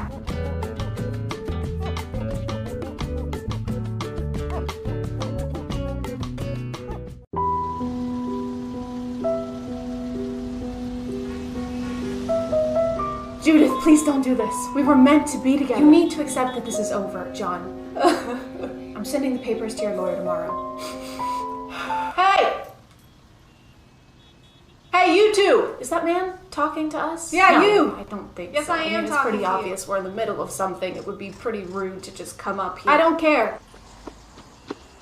Hey, what do you want? Punch or slap? What? Punch or slap? Would you punch or slap me? That's the same. Don't you mean kiss or slap? No. Please, no. We're in the middle of a conversation. Okay, fine. Kiss or slap? Neither. We're trying to. Film or go. Film or what? This video is sponsored by Film or Go. Film or Go is a free video editing app that can be used for basically everything, including YouTube, TikTok, and Instagram. I don't know if you've ever tried to make a TikTok with the app's internal editing, but it's kind of a nightmare in my experience. Like if you want to split clips in TikTok, you have to do it all in one go, and if you have to go back to re-record any video, you can instantly lose all of your progress, which I have done several times. One of my favorite things about Film or Go is that you can split those clips as much as you want, and it automatically saves your changes so you don't lose any progress. Film or Go also has this cool voiceover tool that I'm actually using to make this bit of the video with right now. The app has over 1,000 free music tracks, but y'all know how much I like my sound effects, so Film or Go also includes a library full of free sound effects you can use for your videos as well. They update their resources frequently with thousands of filters, stickers, and transitions, so you can download the app and conveniently edit and post videos without having to wait around or upload footage to a computer. You can download Film or Go using the link in my description, and be sure to leave a review on Google Play or the App Store. Thank you for listening, and thank you to Film or Go for sponsoring this video. You know, John, maybe we're making a mistake. Really? Yeah, I mean, I think we should choose punch. Judith, I agree.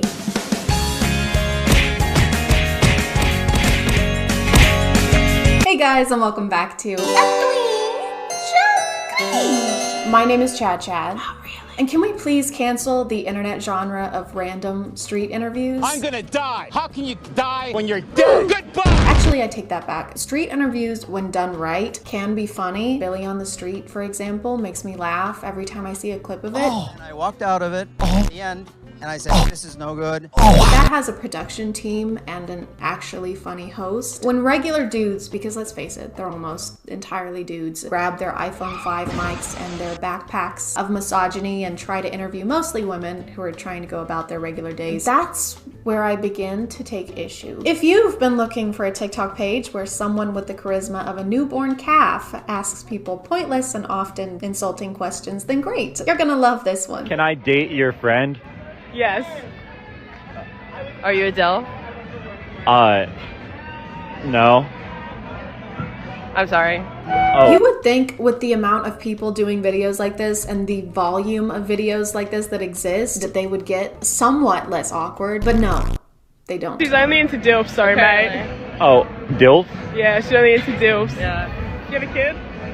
Not yet, but... I think it's a pretty well-known fact that people are the most awkward when put on the spot like this, so it's your job as the interviewer to lead the convo away from that and not just repeat what they're saying back to them with random exclamations. Yeah, I only like DILFs. Oh, you only like DILFs? Yeah, that's what I said. Oh, snap. So... Oh. Is that the end of the interview, or...? Oh. Do you have a kid? Not yet, but... Not yet.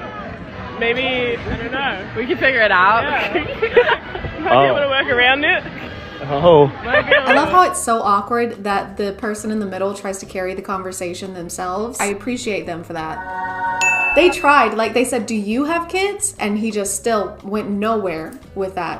Not yet, but... In fact, I think his entire vocabulary in this whole 40-second clip was, can I date your friend? Can I date your friend? Oh, you only like DILFs? Oh, DILF? Oh. Oh. No. No. Oh. Oh. And no cap. No cap. He didn't even, she asked what no cap meant, and he even repeated that back to her. What is no cap? She doesn't know what cap means. Oh, it means like no cap? Thank you so much. That cleared it right up for us. Mary Poppins, what's supercalifragilisticexpialidocious mean? Well, silly, it means, of course, supercalifragilisticexpialidocious. Right, but I just want to know what it means. Well, I mean, you know what? I can spell it for you. No, that's all right. You don't have to. U-P. No, that's all right. R-C. I just want to know why my father hates me. So make me laugh to prove that girls are funny, and I'll give you guys $100. Why do I have to prove to you that girls are funny? To get $100. But I don't need $100. Oh. The girls aren't funny? No, girls are funny. I feel Make me laugh. on it right now. Oh, okay. So you think that women owe you not only the courtesy to stop and listen to what a person wearing 2 different kinds of shoes has to say, but also to prove that they are funny to you? Not just them, like the women in general, because that's not a lot of pressure at all. And in return, you insult them more than once. What a great deal. Make me laugh to prove that girls are funny, and I'll give you guys $100. If I'm funny? Make me laugh to prove that girls are funny. It's not like it's just a silly prompt or a fun way to compete for $100, because he does this all the time. And the second they don't respond with some kind of joke, he goes, so I was right, girls aren't funny? I can't think of one off the top of my head. So girls aren't funny? Girls are stupid then? Girls are dumb piles of doo-doo? Girls are doo-doo heads? Girls are mountains? Girls are doo-doo mountains of dumb?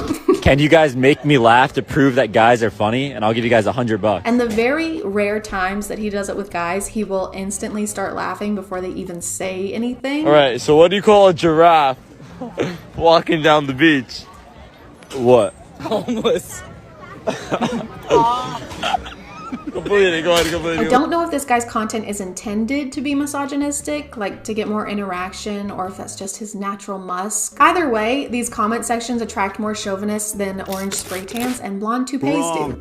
We be laughing at literally nothing, just everything's funny. Damn, didn't even finish the joke and I was laughing for no reason. Proves guys are funnier than them girls. Am I in hell?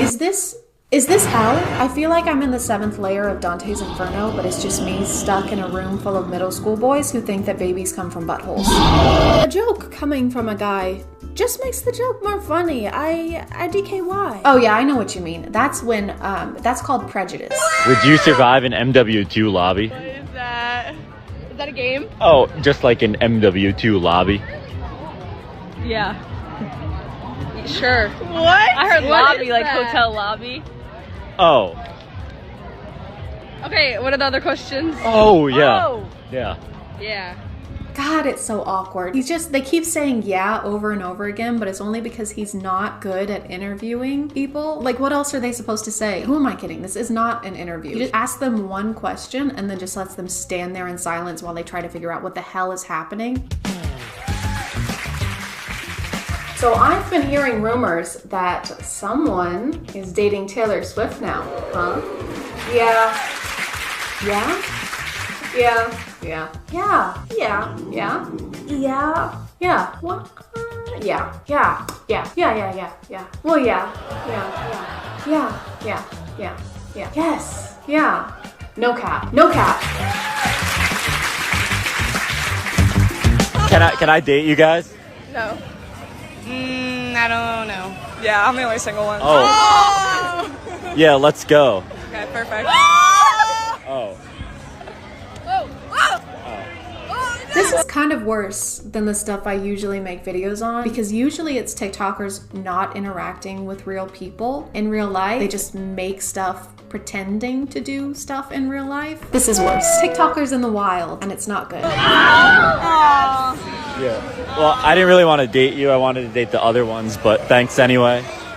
I don't want to date you either. They were like going to hug him to be nice probably, but he wouldn't move. And then he said he didn't want to date her and insulted her. A good interview. You're driving 80 miles per hour. How long does it take for you to drive 80 miles? 8 minutes. An hour. No. Wait. Yeah. 60 minutes. Yeah. You good with your answer? No. Yeah. Yeah. 80 minutes? No, she was right. Me? Yeah. No. Yeah. Oh. Oh. So have any of these people spoken to a human before? I feel like I'm watching 3 lamps that suddenly gain sentience try to hold a conversation with each other. How much wood could a woodchuck chuck if a woodchuck could chuck wood? 42? No. Yes? 3. Wood? No. Amy Winehouse? 3? No. You were right. I was right. Wine? Yes. 3? No. 3? No. Wood? Wood? Yes. So make me laugh to prove that girls are funny, and I'll give you guys $100. Yeah. All right. Why'd the chicken cross the road? Oh. Because. No, okay. Okay. No. Oh, yeah, no cap. Fax though, printer. Petition to stop pity laughing at jokes, except for mine. Laughed at all my jokes. This is what we're creating. Guys with the personality of a leather ottoman who think they're qualified to be comedic judges. Yeah, no cap. Can you make me laugh to prove that guys are funny and I'll give you $100? No. I suck. I don't know. So yeah, that was good. I don't know. I don't know any jokes. I don't know. Yeah. So this is what makes me think he's being antagonistic for views. If it's a girl, he'll keep a straight face, but if it's a guy, he'll instantly burst out laughing no matter what they say. I think he's just doing it so that people will either comment agreeing with him or trying to argue just to boost his videos. He also posts so much. I was watching these for hours and just checked the date, and this one is only from July of this year. Or maybe it just felt like hours because these are so repetitive. It's either this $100 challenge or one where he asks them to name 3 athletes for $100 because, you know, women aren't funny and women know no sports. Like, of course people aren't going to be funny when you put them on the spot like this, especially when you're standing there giving them a death glare. I think even the best stand-up comedians would struggle with this just a little bit. Up next we have ChadChad. Everyone please give him a warm round of applause. Thank you. Get up there. There he is. No, wow. Thank you so much for coming out tonight, Chad. I didn't know I was. You're funny. I'm serious. I'm wearing pajamas. Oh, stop it now. I was just getting more rangoons and going back to my apartment. That muscular man pulled me from the street and shoved me up here. You're killing me. He's basically kidnapped. Okay, get on with it. Make jokes. Come on. Okay. I mean, bitches be crazy. Am I right? Hell yeah, they are.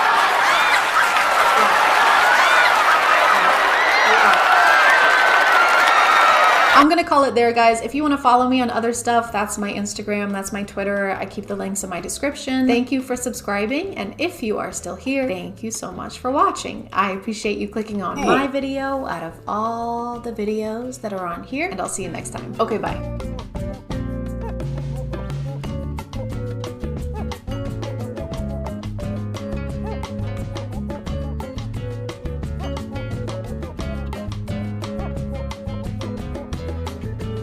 Hey guys, and welcome to a dentist being worse than a regular dentist somehow. A cavity of depravity. My name is ChadChad. And have you ever been sitting in a dentist chair, mouth agape, blood dribbling from your gums, and every few minutes your stomach rumbles because you overslept and forgot to eat before your appointment? And you make sure to mention it to the dental assistant in a jokey way so that she knows you're just hungry and you don't need to take a shit. And you think to yourself, what would make this even better is if my dentist was a steaming pile of garbage. Hi, my name is Dr. Kenny Wilstead, and this is my practice. I've been practicing dentistry for 13 years now, and I specialize in making people smile again. If you want free shit, you gotta like send some pictures of your boobs. This guy is Dr. Kenny, or Dr. Ken, not like the Barbie doll Ken, even though they probably have the same number of testicles. But Kenny's job is just to, he's got a pretty big following on social media and specializes in smile makeovers. At least that's the type of service he usually posts content about. And he recently announced a new TV show that he started filming for. Exciting news, we are filming for my new show. But he prides himself in the fact that his practice is down to earth and politically incorrect. One word to describe my office: real. Well, okay, 2 words, because unprofessional. And most importantly, jokes are allowed over there, okay? Unlike everywhere else where joking gets you locked up on the spot. Hey dude, look. Get it? I'm under arrest. Yes, you are. Man, and having a funny dentist would be great, fantastic, except Kenny's version of joking is usually demeaning his clients and harassing women. Well, look at what the cow drug in. Talking about your outfit. Oh yeah. I don't know what this is, but it's a first. Kenny seems to confuse being cool and unprofessional with not having basic respect for his clients, so he constantly crosses boundaries he shouldn't by making jokes at his client's expense. Damn. Those are right out of a Halloween catalog. You kiss your boyfriend with those in? That was a man for life. You have salad? It doesn't, you don't look like it. I just saying you're just a... You edit that out. Which isn't funny anyway, but even less so coming from someone holding a drill in your mouth. A dental office is not the place to test the bounds of comedy. This isn't your chance to perform. So, you doing anything fun over the summer?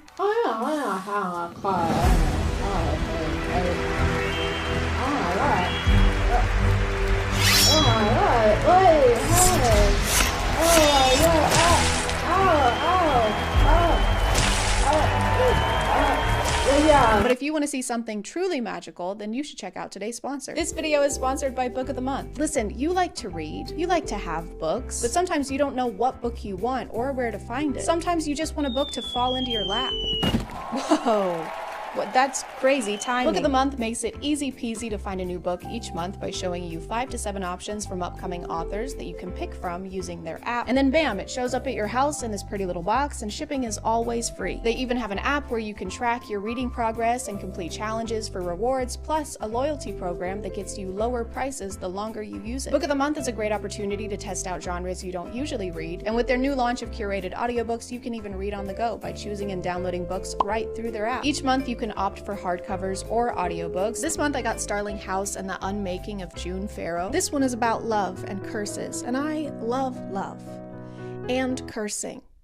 But if you want to check them out, just click the link in the description, and for a limited time you can use code SPOOKY to get your first book for only $5. Thank you, Book of the Month, for sponsoring, and let's get back to the video. Kenny makes it a point to do kind of a casual interview with his patients before their procedures, and this is where a lot of his joking tends to happen. Dang, was that you? That was me. That Bro, was me.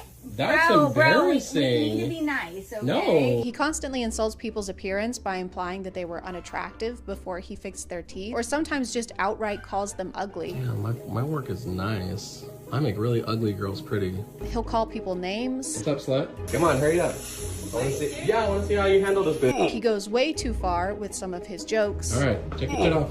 Not your clothes, just your mask. He even crosses physical boundaries. You get the idea. I just want to make sure everyone knows that this guy isn't cringy. He is predator.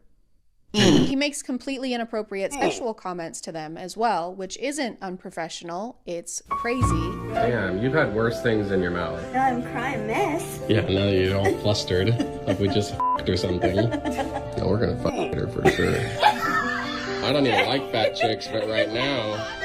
Let's not pretend you're getting anyone with that riz. The only thing you can pull is teeth. Kenny's office announced a contest a while back where people could submit applications for a chance to win a free smile makeover. To apply, they'd ask people for details about their teeth and why they hadn't been able to get them fixed, which usually involves unfortunate circumstances. And if you thought Kenny was going to navigate that with any amount of tact, don't. He's a dentist. He uses too much Sensodyne to have that kind of sensitivity. I've been miserable, depressed.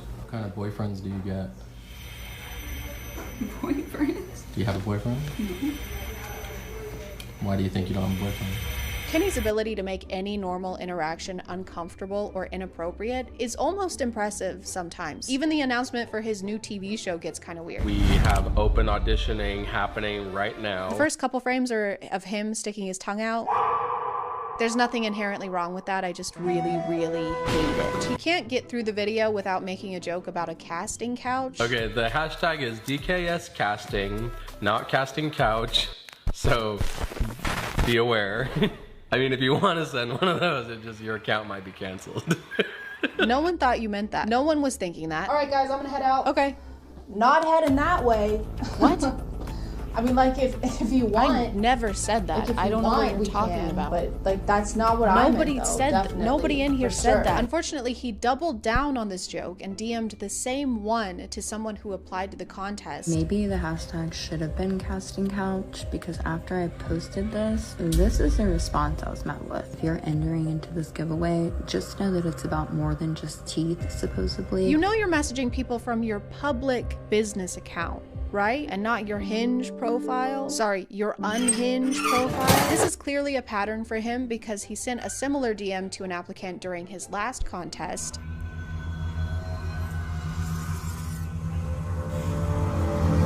Saying something like this to someone who just asked you for help is so evil. She started a GoFundMe because she didn't win the contest, and clearly she's not gonna go get it done here. So I'll put that up here somewhere, and in the description, I'll definitely be donating because this was awful. Not only are jokes like these allowed at Kenny's office, apparently so are crimes. He was actually arrested in 2014 for overprescribing medications and for committing fraud. Guess you could say he lies through his teeth.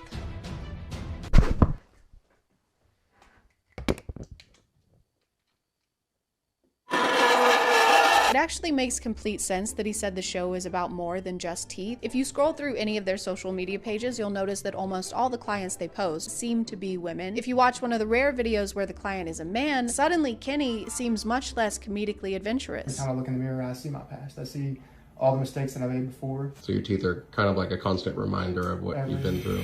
In fact, he doesn't make a single joke directed at his appearance in this one. I thought jokes were allowed here. I thought we were being silly, goofy in here. It's almost like it's not about making jokes and is really about saying creepy, suggestive shit to women.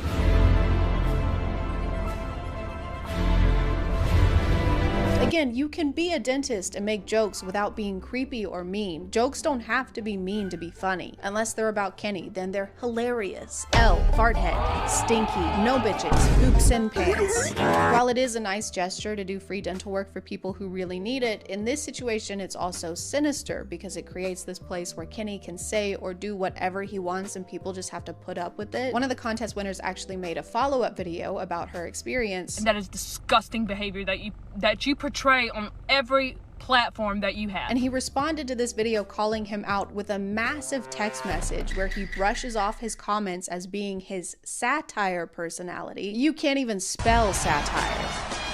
Literally, that's wrong. That's incorrect. You spelled that wrong. He's not speaking out on it. He's trying to point fingers, play the blame game, and gaslight me into thinking I did something wrong when I did nothing wrong. He calls their interaction true vibing at its best. You were making fun of her. Look at what the cow drug in. The vibe was bullying. He ends the message by saying that he forgives her for trying to destroy his integrity, but unlike every other aspect of himself, he needs no help there. He also makes sure to tell her that she's not perfect either and has plenty that she'll have to answer for. He should be working at Waffle House with how good he is at flipping things. Hey, when you laughed at my physical appearance and made inappropriate comments, that made me feel bad. I'm literally a baby. It's just not okay to do those things. You are being mean to a precious baby boy right now. You just can't say stuff. The way you're saying this stuff is so mean. I've never done anything wrong, so you're actually mean. He also encourages people to share their stories during his interviews and records their emotional moments for his social media. But then he complains about people coming to him with sob stories. I'm not a very sentimental person myself. If, you know, you're a single mom of 3 kids and you have 3 different baby daddies and you can't, and your teeth are shit, probably not going to select you for the show. This is a person who needs dental care and messaged him asking for advice or probably hoping he could help somehow. And instead of doing that or having any empathy, he posted it to his account with hundreds of thousands of followers with their profile picture in it, and then he says in the caption, "Wake up and stop being a victim." He created like this public image of himself that talks about how much he wants to help people in situations like this and transform their smile and their life. And then when people believe that image and send him stuff like this, he's upset,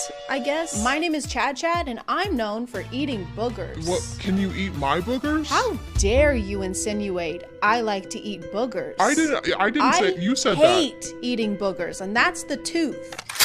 I think most of us can agree he shouldn't be a dentist, he shouldn't have a license, and he definitely shouldn't have a show. It's already sad enough that so many people can't get the dental care they need, and this makes it even sadder. Why do people have to participate in reality TV to get help with a medical issue? My name is Carrie, I'm self-employed, and my arm has been broken for approximately 2 years. It's just kind of dangling under there. Carrie is great. She's really great, but she will not shut the fuck up about her arm. Sometimes I can sleep if I lay on my back and I like hover it over the edge of the bed so it doesn't touch anything. If it touches anything, I throw up. I used to like her more. I found her humorous. It was on the kitchen counter one day. Does anyone have any ibuprofen?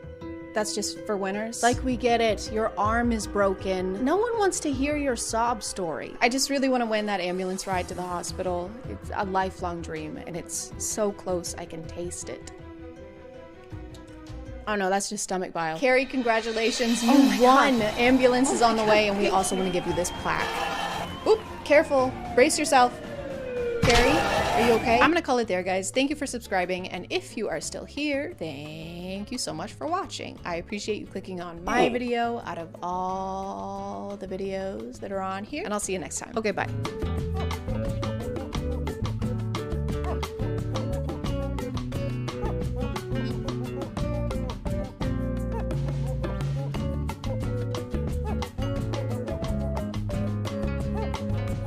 Hey guys, and welcome back to A Twin Show.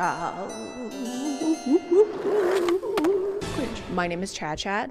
really. And I am a psychologist. You are a psychologist. Everybody is a psychologist. At least we would be on TikTok, where putting text on the screen means whatever it says is automatically and undeniably true. Like this one, for example. Psychology fact. If you aren't subscribed to ChadChad, your head will fall off and you'll never find true love. Don't believe it? Just look at this guy. They call him headless for more than one reason. He gets no bitches. Psychology in real life is, by definition, the mental or behavioral characteristics of an individual or group. But on TikTok, its definition is, why won't he text me back? Why doesn't she want to kiss me and smooch me on my face and my body and my butt? How do I force someone to love me genuinely and authentically using science? Tell me! And so a lot of TikTok psychology is focused more on love or how to handle social settings, which is less psychology and more just advice. Psychologists make studying human behavior their life's work. I don't know if they'd want to weigh in on whether your crush likes you back or not. That's kind of like hiring an architect to install your IKEA shelves. A little lower. A little lower.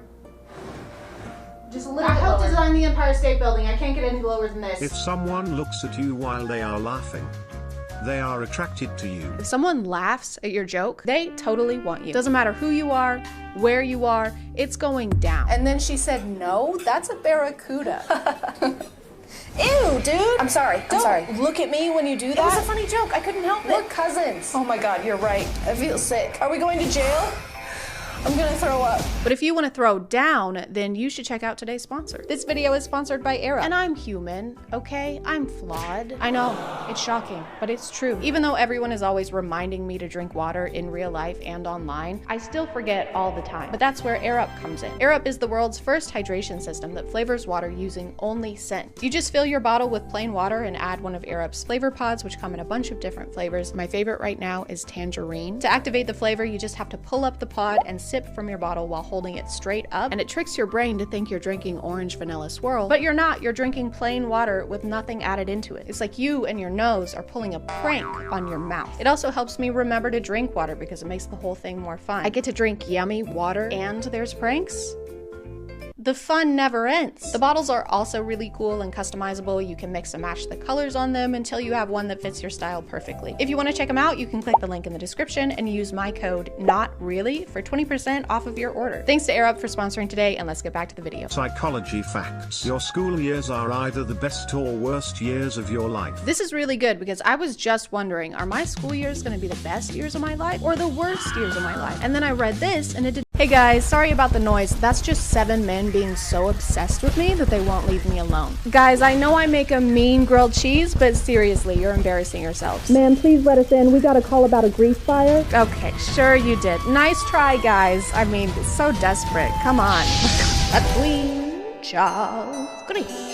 My name is ChadChad. Not really. And are you struggling to get dates? Is the guy you like not texting you back? Did your last date end with you having to post a 3-part story time on TikTok? If you answered yes to any of these questions, then that's a skill issue.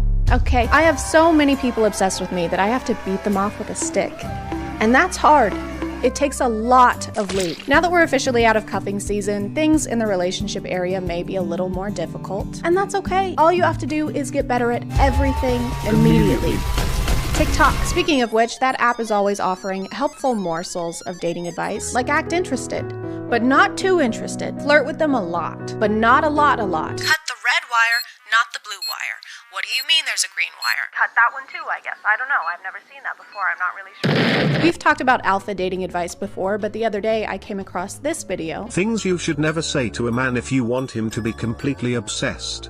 You're exactly my type. Don't make him too comfortable. He will start slacking. Make him feel slightly inferior to you and he'll treat you like a goddess. Don't tell a guy you like him. Are you crazy? Make him feel like shit. If you find yourself intentionally trying to make someone feel inferior to you, you're a bad person. You're not allowed to girl bossify manipulation. Hey, you want to get dinner sometime? Sis, don't make it so easy for him. If you were thinking of complimenting the person you're interested in, don't. What are we supposed to say instead? It doesn't really seem like we're allowed to say anything positive, so I guess the right thing is to insult them. Hey, I saw you from across the room and I just wanted to say, I could smell your breath all the way over there. Can I get you a drink of mouthwash? You want to head back to your place? Alone? So you can brush your teeth? Keep him on his toes, sis. Don't make it so easy for him. How's he supposed to get anything done if he's got to stand on his toes all the time? Be right back, babe. I gotta pick up your prescription. How to make him obsessed with you. When on the phone with him, say his name and drag it out a little. If he says something funny, touch his arm while you laugh. Give him a cute nickname that only you call him, UGH. I know this means ugh, like how that's a cute thing for people to do, but when I first read this, I thought that that was the nickname you're supposed to give him. So we've been talking for a while now, and it's been great. Ugh. And I think that we should take it to the next level. Every time I close my eyes, all I can see is our future together. Ugh. Also, what if he doesn't want a nickname? What if he likes his name or if it's already super short? Hey, my name is Nick. Hi, can I give you a nickname? No thanks, I already have one. Things you should never say to a man. You're exactly my type. Is there a closer picture of Bella Hadid we can use? I just feel like we aren't zoomed in enough. Things you should never say to a man. The videos from this account just use zoomed in pictures of models and then give some of the worst advice you've ever heard. How to make a man like you. Tell him you fucking hate him. How to make a man spoil you. Classical conditioning. Hey, to make a man spoil you, just like become a psychologist. All you gotta do is go to school for a minimum of 5 years and dedicate your life to the intricacies of human psychology, and then you can finally claim your prize. A guy named Ugh. This might just be me, but if you have to Pavlov a guy into treating you well, maybe he's not the one. Maybe just date someone else instead of treating it like a Psych 101 assignment. My boyfriend never gets me flowers, so I'm gonna give him a piece of ham every time I mention them. Hey babe, look at my tulips. I can't stand babies. Or kids. Hey wow, look at my pet petunias. How to mess with him. Text him good morning and let him respond, then don't reply. Have convos with him and stop responding out of nowhere. Text him come over, then don't answer. So just don't talk to him? It's called absence makes the heart grow fonder, so the more absent you are, the more fonder they are. And that is why my dad left 16 years ago. He actually loved me too much. Thanks, Dad. Also, if you text someone come over and then stop responding, what if they do come over? Because I think this person is assuming he'll text and ask what time or something. But what if he doesn't and just shows up? I think if you invite someone over, you should be prepared for them to actually come over. All right, you see that guy on the left? Yeah, I see him. Take him out. Got him. Oh my God. What? I was messing around. You hired me. I don't think that's what happened. You paid a deposit. Did I though? If you want him to be insanely attracted to you, you are going to be fun to be around. You are also going to make sure that you have your own life. Your hobbies, your friends, your activities are exactly the things that make you this interesting girl he's attracted to. Something that I've noticed about a few of these is that you need to be busy to make a guy obsessed with you. So a lot of the advice is like, you need to have a lot of friends and great relationships so you can get a boyfriend. You need to have hobbies that you're passionate about so you can get a boyfriend. Lead a fulfilling life, a successful career, and find worth within yourself. So you can find worth by getting a boyfriend. Finding someone who likes you and your accomplishments should be a byproduct and not the reason you were trying to accomplish things. And in the second row, we have Brittany, 4-time Olympic gold medalist. Just look at her go, John. That's right, Paul. She is just on fire today. Hang on, what's this? What's going on? Wait, what's wrong? We're getting word that she has finally gotten a text back from Josh. Folks, this is incredible. Every Olympian dreams of this day. Such an inspiration for little girls watching all over the world right now. You can say that again, Paul. If you do these 3 things, he will fall in love with you. Number 1, a way to a man's heart is through his stomach. If you learn how to cook his favorite meal and everything that he likes, I promise you, he will fall in love with you. Number 2, be his support system. Living life as a man in today's society can be difficult sometimes. There's a lot of pressure. I like that most of these videos are telling us how to play mind games, and this one is just, ladies, being a man is harder than it's ever been.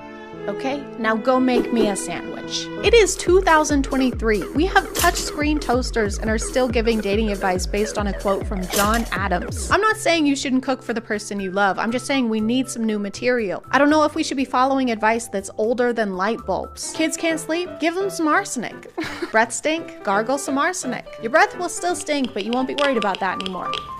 What I'm about to share is very manipulative, and I don't recommend you use it on just anyone. You're gonna create pleasure and pain. Let's start with pleasure. Give this person attention, give them hope, let them get comfortable. Almost like they're in an ocean with unlimited supplies of water. Next up, pain. You're gonna take them from that ocean and drop them in the desert. Okay, no more water supply. In other words, no contact. Because that's when they're gonna get confused. These metaphors make no sense. Dropping them in a desert with no water, or in an ocean with unlimited supplies of water. You can't drink ocean water. If you have unlimited supplies of ocean water, it's because you're drowning. Also, thinking that your text messages are the equivalent of someone's water supply is the most self-involved thing I've ever heard. Yeah, a snap from me is like life-saving. They don't even use defibrillators anymore, they just call me. I guess I'm like God's gift to Earth?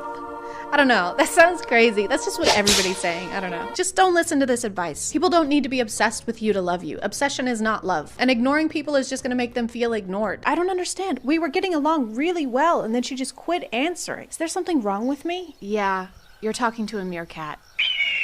What if I told you that the way you hold your cup on a first date can actually make a guy obsess over you? You are on a date right now and you're gonna go pick up that drink in front of you. However, a lot of people make this mistake. Do not, for the love of God, hold the drink like this. If you are holding a drink like this shows to the other person that you have this like insecure and uptight energy.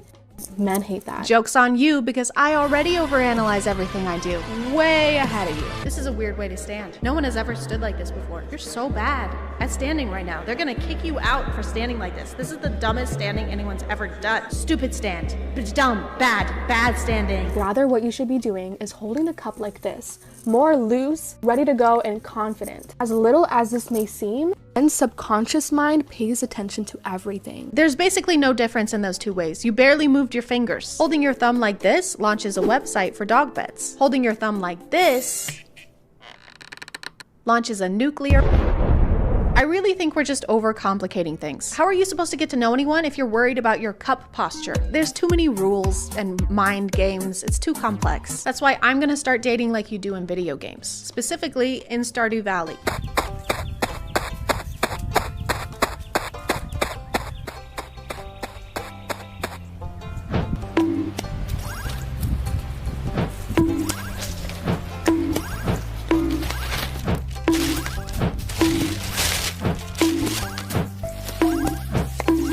You want to get married? Sure. I'm gonna call it there, guys. Thank you for subscribing, and if you are... I have a very important announcement to make. It's been months in the making, 9 to be exact. I have a bun in the oven. So, and I have a U-tooth in the oven, and I'm pregnant. With information on my UTs. Which will be launching September 9th at 3 p.m. Eastern Time and is limited edition. After they're sold out, this little bundle of joy is leaving the nest and will be gone forever. So be sure to grab yours while you can. If you want to get a chance to win one of these, you can click the link below to enter a giveaway by following U2s on their socials. Each follow equals 1 entry, so the more you follow, the better your chances. Again, it's September 9th at 3 p.m. Eastern Time. This was a lot of fun to work on, and it's my first big project, so I really hope you guys like it. And I also have a casserole in here, so I'll see you guys later. Hey guys, and welcome back to My name is ChadChad. And the internet is a dangerous place. You could be minding your own business, sleeping on a TikTok live stream when all of a sudden Siri doxes you, the FBI is at your door, you're getting dragged away in handcuffs while people keep throwing sunglasses and roses at you and spamming L. And being an L is the worst thing you can be. It's way too many nosebleeds. What's even more dangerous than that is the fact that people can challenge each other to do basically anything on the internet.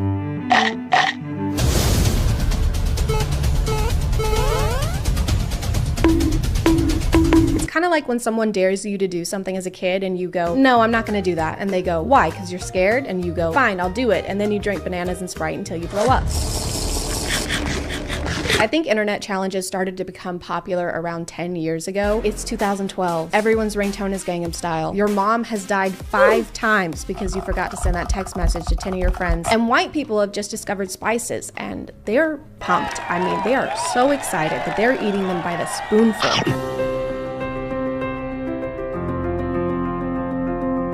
So I have cinnamon here and a spoon, and I don't really see why this is going to be a challenge because I love cinnamon, so it'd probably be easier for me than most people. And I love cinnamon. I put it on my toast, I put it on my tea, everything. So what's so challenging about cinnamon? Really? You know, because cinnamon is good. I don't know who started the cinnamon challenge, but a lot of people would start out their videos saying something like, well, I like cinnamon, so this isn't even gonna be a challenge for me. I put cinnamon on my food all the time, which is basically like saying, well, I salt my pasta sometimes, so yeah, I'm not gonna have any issues with the soy sauce enema challenge. Ma'am, I just asked if you want more cheese. Around the same time, there was a baby food challenge where you would just eat the baby food. I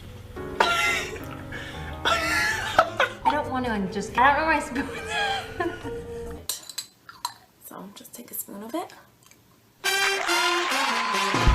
It's not like it's inedible, like it's made for babies, so you'll probably be okay. If you were a few years younger, this would just be a food review. Today I will be reviewing this baby food because I'm a baby and I shit my pants. Gonna be trying this one, and this is the flavor spaghetti. But then there was that really cool, really good challenge where we all took a moment to learn about today's sponsor. This video is sponsored by ExpressVPN. ExpressVPN is the #1 trusted leader in VPNs that protects your privacy and lets you access content worldwide. It creates a secure, encrypted tunnel between your device and the internet so that your online activity can't be watched. Sometimes even incognito mode can't hide that you're taking another BuzzFeed quiz and you secretly, unironically like them. Internet service providers can still see which sites you visit even after clearing your history. But ExpressVPN can block your ISP with data encryption and by rerouting your internet connection through a secure server. You can also change your location to almost 100 different countries and control where you want sites to think you're located. I typically use ExpressVPN to access hundreds of movies and shows that aren't usually available in the US, like all seasons of Friends, The Office, and Superstore. ExpressVPN works on all devices, including phones, computers, or even your Wi-Fi router, and can be used to protect up to 5 devices at the same time. If you want to check them out, just click the link in my description or go to expressvpn.com/ChadChad to find out how you can get 3 months of ExpressVPN for free. Thank you to ExpressVPN for sponsoring today, and let's get back to the video. There was the Charlie Charlie challenge where you would communicate with a young ghost boy named Charlie Charlie. You have a piece of paper and it's a yes, yes, no, no, and you put 2 pencils on top of each other, and then you talk to Charlie Charlie. Are you there? Charlie Charlie, can we play? Does my parents love me? Charlie Charlie, do you want to hurt us? Oh my god! I don't know why his name is just a regular name twice. That's fucking stupid. Who does that? One of my favorite parts of internet challenges is how the news reports on them. Some challenges are really stupid and can get people hurt, obviously. Don't do those. But according to the news, if you do any kind of challenge, even the renegade, you will die. The most dangerous dares and trends you should warn your children about. #1.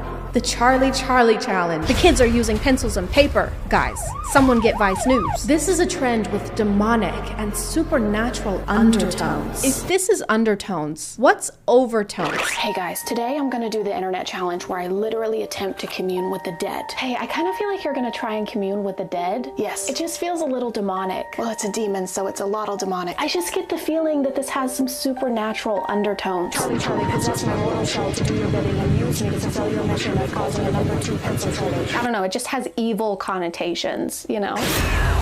Understandably, people got bored of this and just eating things that you're already supposed to eat. So they moved on to destruction of property.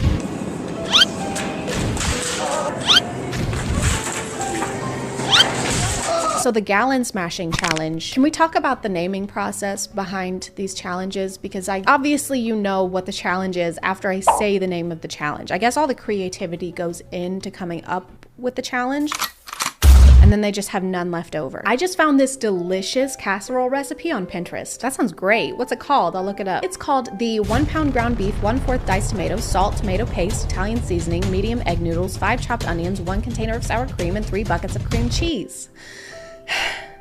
Recipe.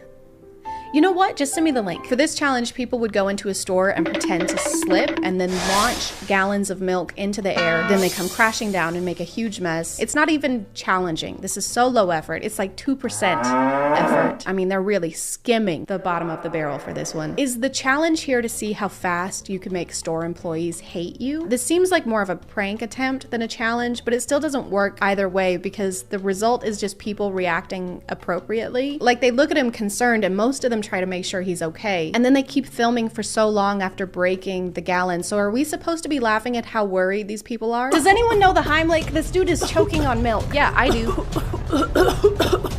Wait, hold on. Were you about to do the Heimlich on me? Yeah. Wait, guys. This guy was about to save my life. I thought you were choking. Film this. Put this on YouTube. You were choking on milk. This dude is utterly embarrassing. Underlay. This one was more recent and was inspired by the 2018 Netflix film Bird Box, where everyone has to wear a blindfold, and if you take them off, a monster attacks you. It's like the opposite of 50 Shades of Grey, because in that one you have to put the blindfold on for the monster to come. I don't get this one because there's really no objective. There's no monster chasing you, so there's no urgency. You just have to do regular, everyday things with your eyes closed. Okay, everyone, I'm gonna be doing the Bird Box challenge for 12 hours, guys. It's gonna be crazy. You are not gonna wanna miss this.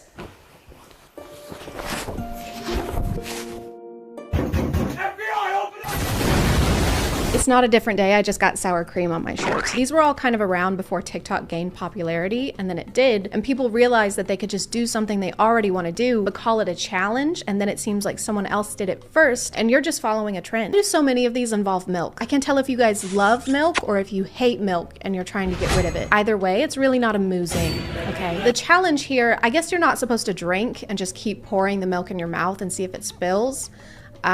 It will, but now that you have your milk, how about some chicken? Do you need an ID to eat this chicken? Do people get fake chicken IDs? So you were born in 1896, and you're from somewhere, Alabama. Yep. Right. And are you a big fan of poultry? Oh, I love poultry. I like William Shakespeare, Edgar Allan Poe. Okay, no, you can't have any chicken. Come on, dude, don't be such a cock.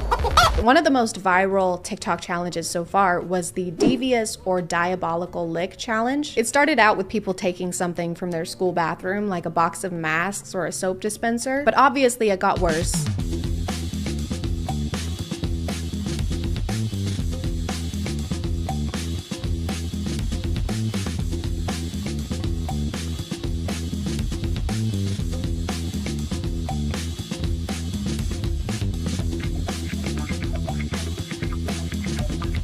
Because people kept taking bigger and bigger things to try and one-up each other and be the best at stealing things, and then they enlisted the help of yellow Tic Tacs and overalls because I just realized that this is the plot of Despicable Me. Despicable Licks. Everyone got so caught up in this competition that they forgot the law exists and started stealing things even outside of school, like traffic lights and car doors.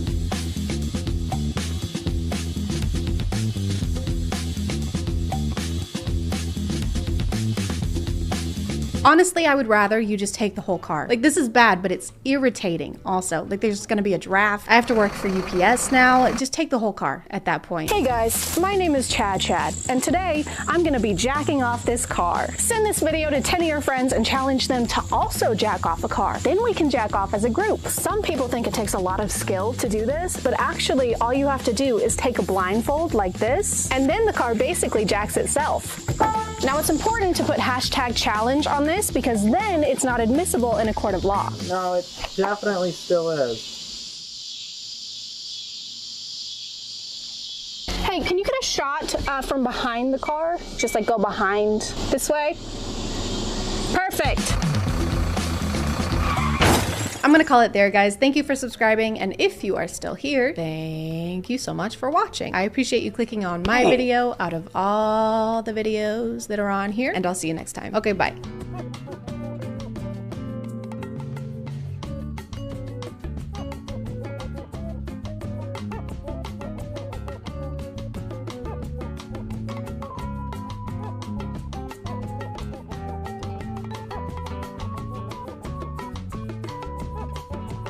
Hey guys, before we get started, I just want to say I think you're all pretty ugly. Ew. This has been a reenactment of what the internet is constantly telling us all the time. You really can't open TikTok without seeing an endless amount of morning routines, nighttime routines, workout routines, 5 to 9 after my 9 to 5 routines. Because if there's one thing I need, it's to feel like I'm being unproductive in both my professional life and my personal one. I'm failing around the clock. Yeah. The internet just makes us feel like there is always something we could be improving, like how the inside of your fridge looks, or how the outside of you looks. And I'm going to hold your hand when I say this. If you look ugly, if you look crazy, dirty, that's all on you, baby. Over the past few years, I feel like beauty routines have gone from don't forget to wear your SPF to don't forget your 2-hour nightly beauty routine that involves lasers, literally lasers. So I just finished applying this serum and then I harness the full concentrated power of the sun. The more influencers we have, the more beauty trends we have. And the more beauty trends we have, the more I want to scream. We also have TikTok Shop now, which incentivizes influencers to promote an endless amount of skincare products, which as a result incentivizes them to have an endless skincare routine. But even that's not enough anymore. Your 2-hour nighttime routine, that's rookie stuff, because now your routine needs to last all night long. Put my bonnet on, my skin garment, and then my outfit on. So good night, guys. Good morning, guys. One of the newer beauty trends is what TikTok likes to call a morning shed. And no, that is not a euphemism for waking up with a boner, even though sheds are made of wood, and it would make complete sense if it was that. A morning shed is a routine that happens before your actual morning routine, where you remove all of the products that you wore overnight.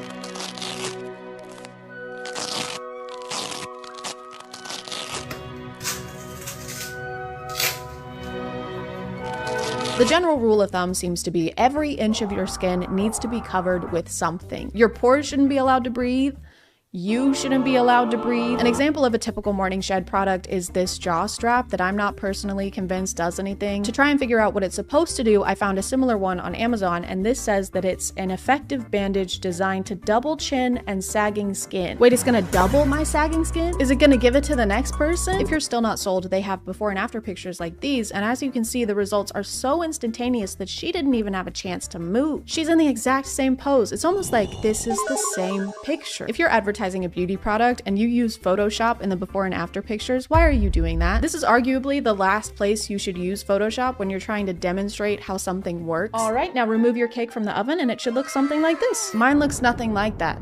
Must be a personal failing. You should really let this affect your self-esteem. Hey, she used magic. I saw her use a magic wand on that. What? You used magic? Just a little bit. That's cheating. Toadu Can't Bake says what? What? No! Dang it. The official slogan for morning sheds is the uglier you go to bed, the prettier you'll wake up. And I don't like any of that. Firstly, they're not going to bed ugly. They're not ugly. They're just going to bed uncomfortably. Extremely so. Like in some of these videos, you can see the indents that this jaw strap will leave in people's skin. And sometimes people will even wear 2 of them at the same time. I don't know about the science behind this, and I haven't deep dived to find out if people really do see results. But if the claim is that wearing this will eventually change your jaw because it's pressing against it, wouldn't that mean that it would also change everywhere else it's pressing against? Like, wouldn't the top of your head also change over time? Sure, I have a dent in the top of my head and a dent in the both sides of my head. But look at this jawline.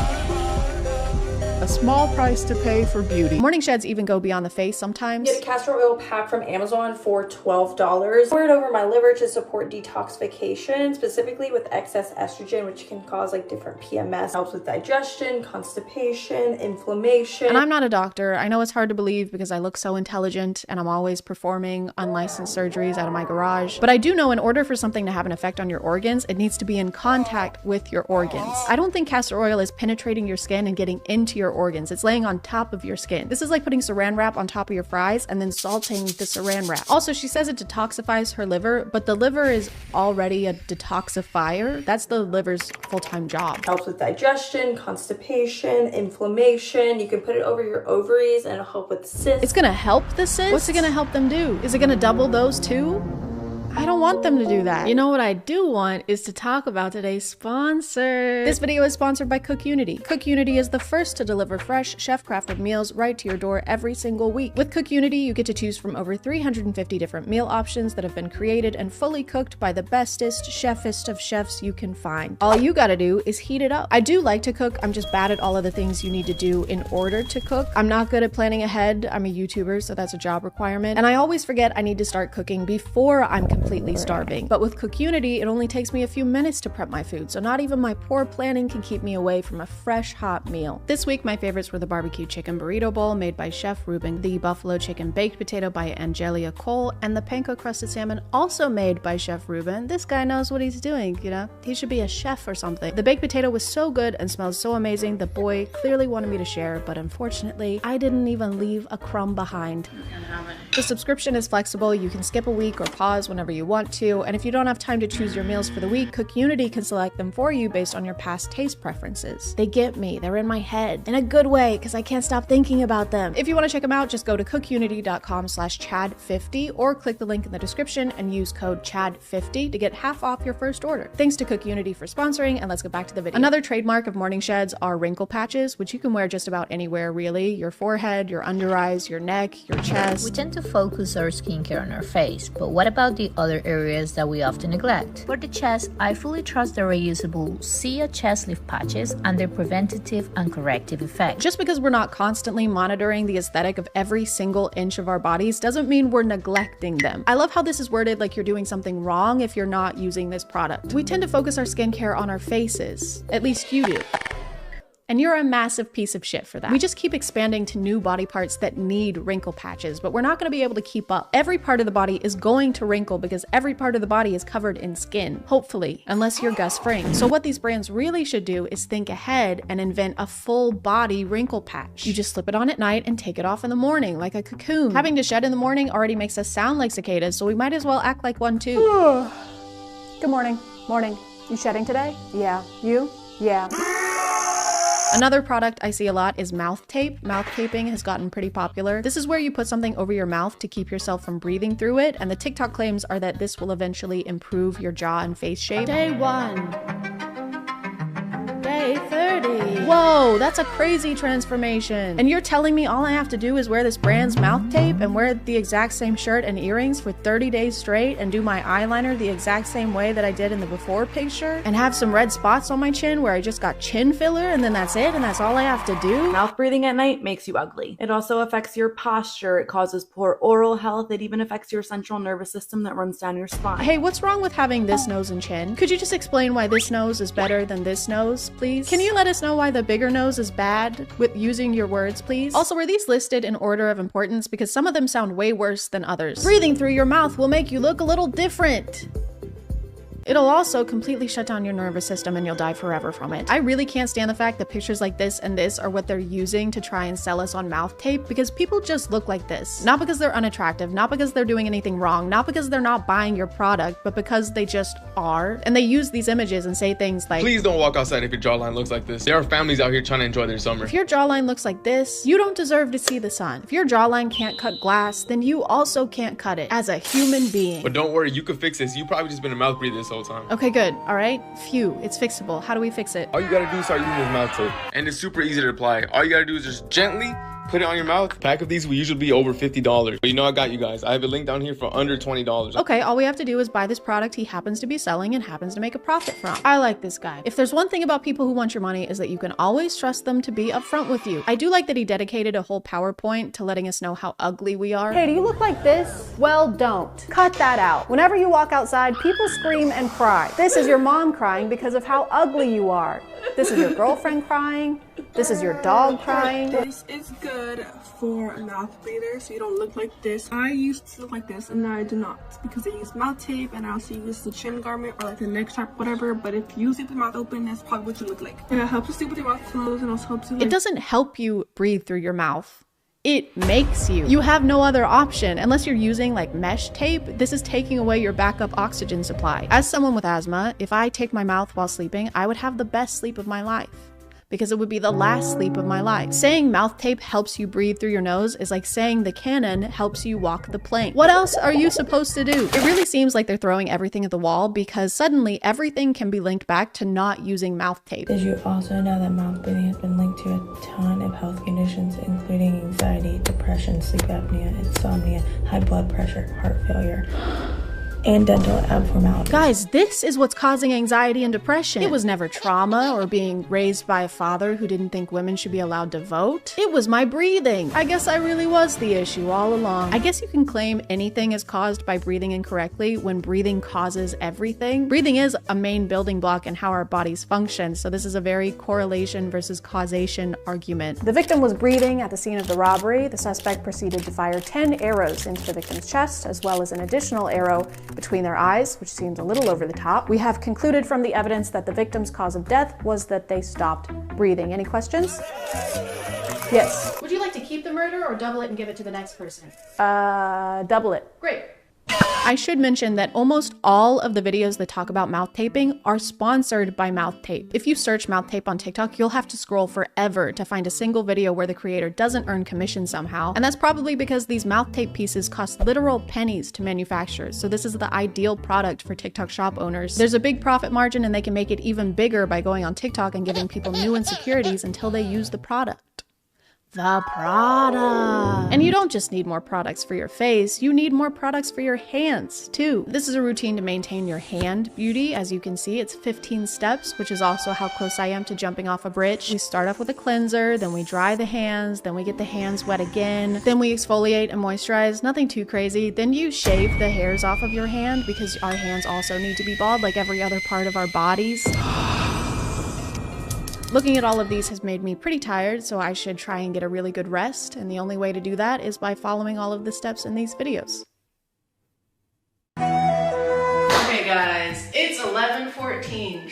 Zoom in on the time, show what time it is. We're not lying, we're not freaking lying. And guys, because I'm an old woman, that means that it is time to get ready for bed. A little spit on that. This is everything we need for our morning shed routine. We'll just do a quick little haul. This is a Hydro Boost Hydrating Hydrogel Mask. It's 100% hydrogel mask.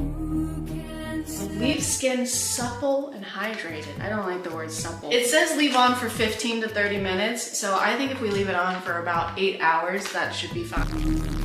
Can't forget the lips. This is a vegan collagen lip mask, moisturized and plump, made with wild cherries panthenol. I do leave for a trip the day after tomorrow, and if I wake up with just rashes and irritation all over my face, it's gonna be really cool for me. This looks like a really small bra. This looks like you put boobs in it. And last but not least, don't forget the hands. The hands need to be beautiful and youthful and bald. And you know what? I decided, why stop there? Why not take it a step further? A step, because it's feet. For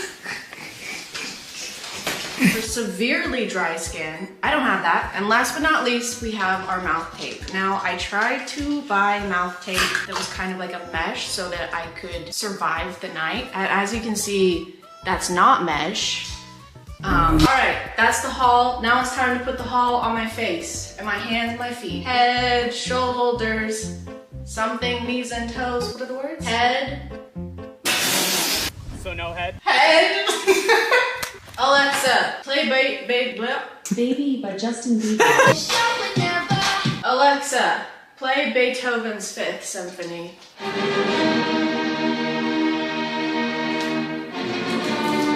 I look like Manny from Ice Age.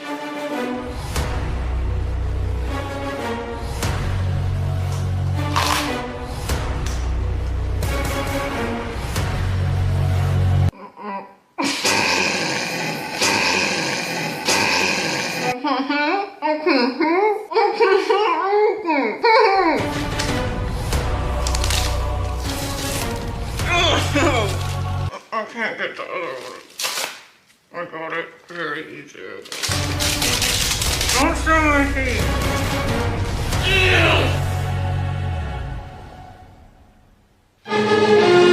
Time to go to bed.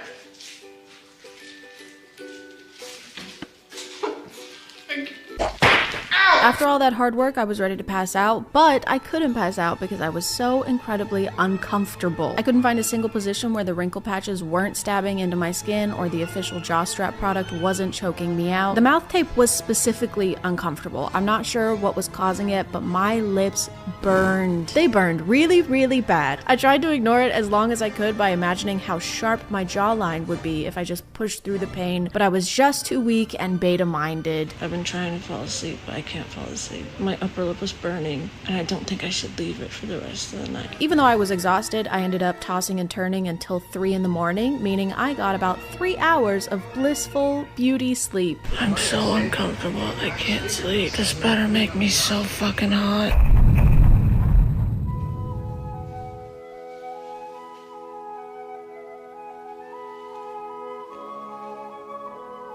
Am I hot? Ow, cut the camera. at the camera. And here are the results. My under eyes were completely wrecked, as was my neck. This redness didn't go away until later in the day, and it was irritated for days after this. Some of it could have been user error, but again, these are official wrinkle patches I use. They aren't just random pieces of paper I decided to put on my face. They're supposed to be used this way, and this was what happened. That hurts. This is the face of a well-rested individual. But you know what they say, beauty is pain. If it ain't hurting, it ain't working. Am I right, ladies? There is no greater pain than the knowledge that I will never be enough. After this experiment, I had more questions than I had answers. Why did I still have lines in my skin? Why didn't I feel sexier? Why do I sound like that when I'm wearing my retainer? Top of the morning to you, ladies. My name is Sexcepticon. And I pondered these questions for many days, racking my brain, trying to figure it out. And after all that reflection, I was able to formulate the perfect beauty routine. I found a routine where you don't have to put wrinkle patches on every inch of your body, where you can actually get good sleep and be considered attractive. A routine so good, basically no one will feel the need to criticize every aspect of your appearance 24/7. And it's pretty easy, so I went ahead and filmed a tutorial for that one too. Step 1. Make sure your hair is out of your face.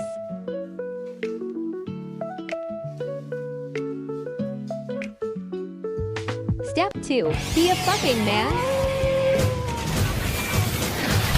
I know I've criticized a lot of the methods in these videos, but I don't want to criticize people for feeling like they need to use them. There's so much pressure to constantly look our best that it can feel like we have no choice but to try and keep up. No one willingly chooses to look at themselves as something that needs improvement or needs 1,000 changes to be acceptable. And it's getting a lot harder because trends aren't just how we do our eyeshadow anymore. It's our faces and bodies that go in and very quickly out of style. Women who got plastic surgery 2 years ago to try and fit a beauty standard are being ridiculed now because there's a new one. We don't compare ourselves to the people around us anymore. We compare ourselves to all of the people ever. But we only see the versions of each other that we've decided is good enough to be seen. Of course, when we see ourselves how we are and then see everyone else how they wish they were, we're going to be disappointed. I don't say all of this because I have some kind of grand solution, because I don't. I also do skincare routines. I also got lip filler when everyone else was. But I don't think all this— Hey guys, and welcome back to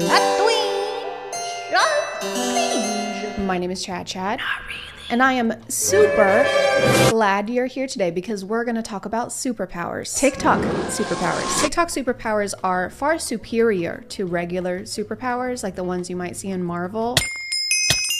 Because instead of using them for something lame, like saving the world, you can use them for more important things, like cheating on a math test or sounding like Sonic the Hedgehog. Cool! No way! Leave it to me! But if none of these super abilities sound appealing to you, you can always gain the power of saving money with today's sponsor. Honey is the #1 shopping tool in America that automatically searches the internet for discounts and promo codes so that you don't have to. If you're anything like me, you almost exclusively shop online because you're too busy saving the world to find your own coupons. So I recently did some shopping to upgrade my summer wardrobe, and Honey saved me $16 on these glasses that will change nothing about my face but totally hide my secret identity. If Honey can't find any coupons for your item, they have this handy drop list feature which will keep an eye on it for you and send alerts if there are any price drops. Honey also supports a variety of different stores ranging anywhere from food to video games. With just a few clicks, you can get Honey on your iPhone or computer and start shopping seamlessly at no cost, whether you're at home or prowling the crime-ridden streets. Honey is totally free to use and has over 100,000 5-star reviews, so if you want to check them out and get Honey for free on your iPhone or computer, you can click the link in my description or go to joinhoney.com/ChadChad. Again, that's joinhoney.com/ChadChad, just so that they know you guys like me. Thank you to Honey for sponsoring today, and let's get back to the video. Welcome to our first day of fire training. Have you ever produced fire before? You mean like this? Or like this?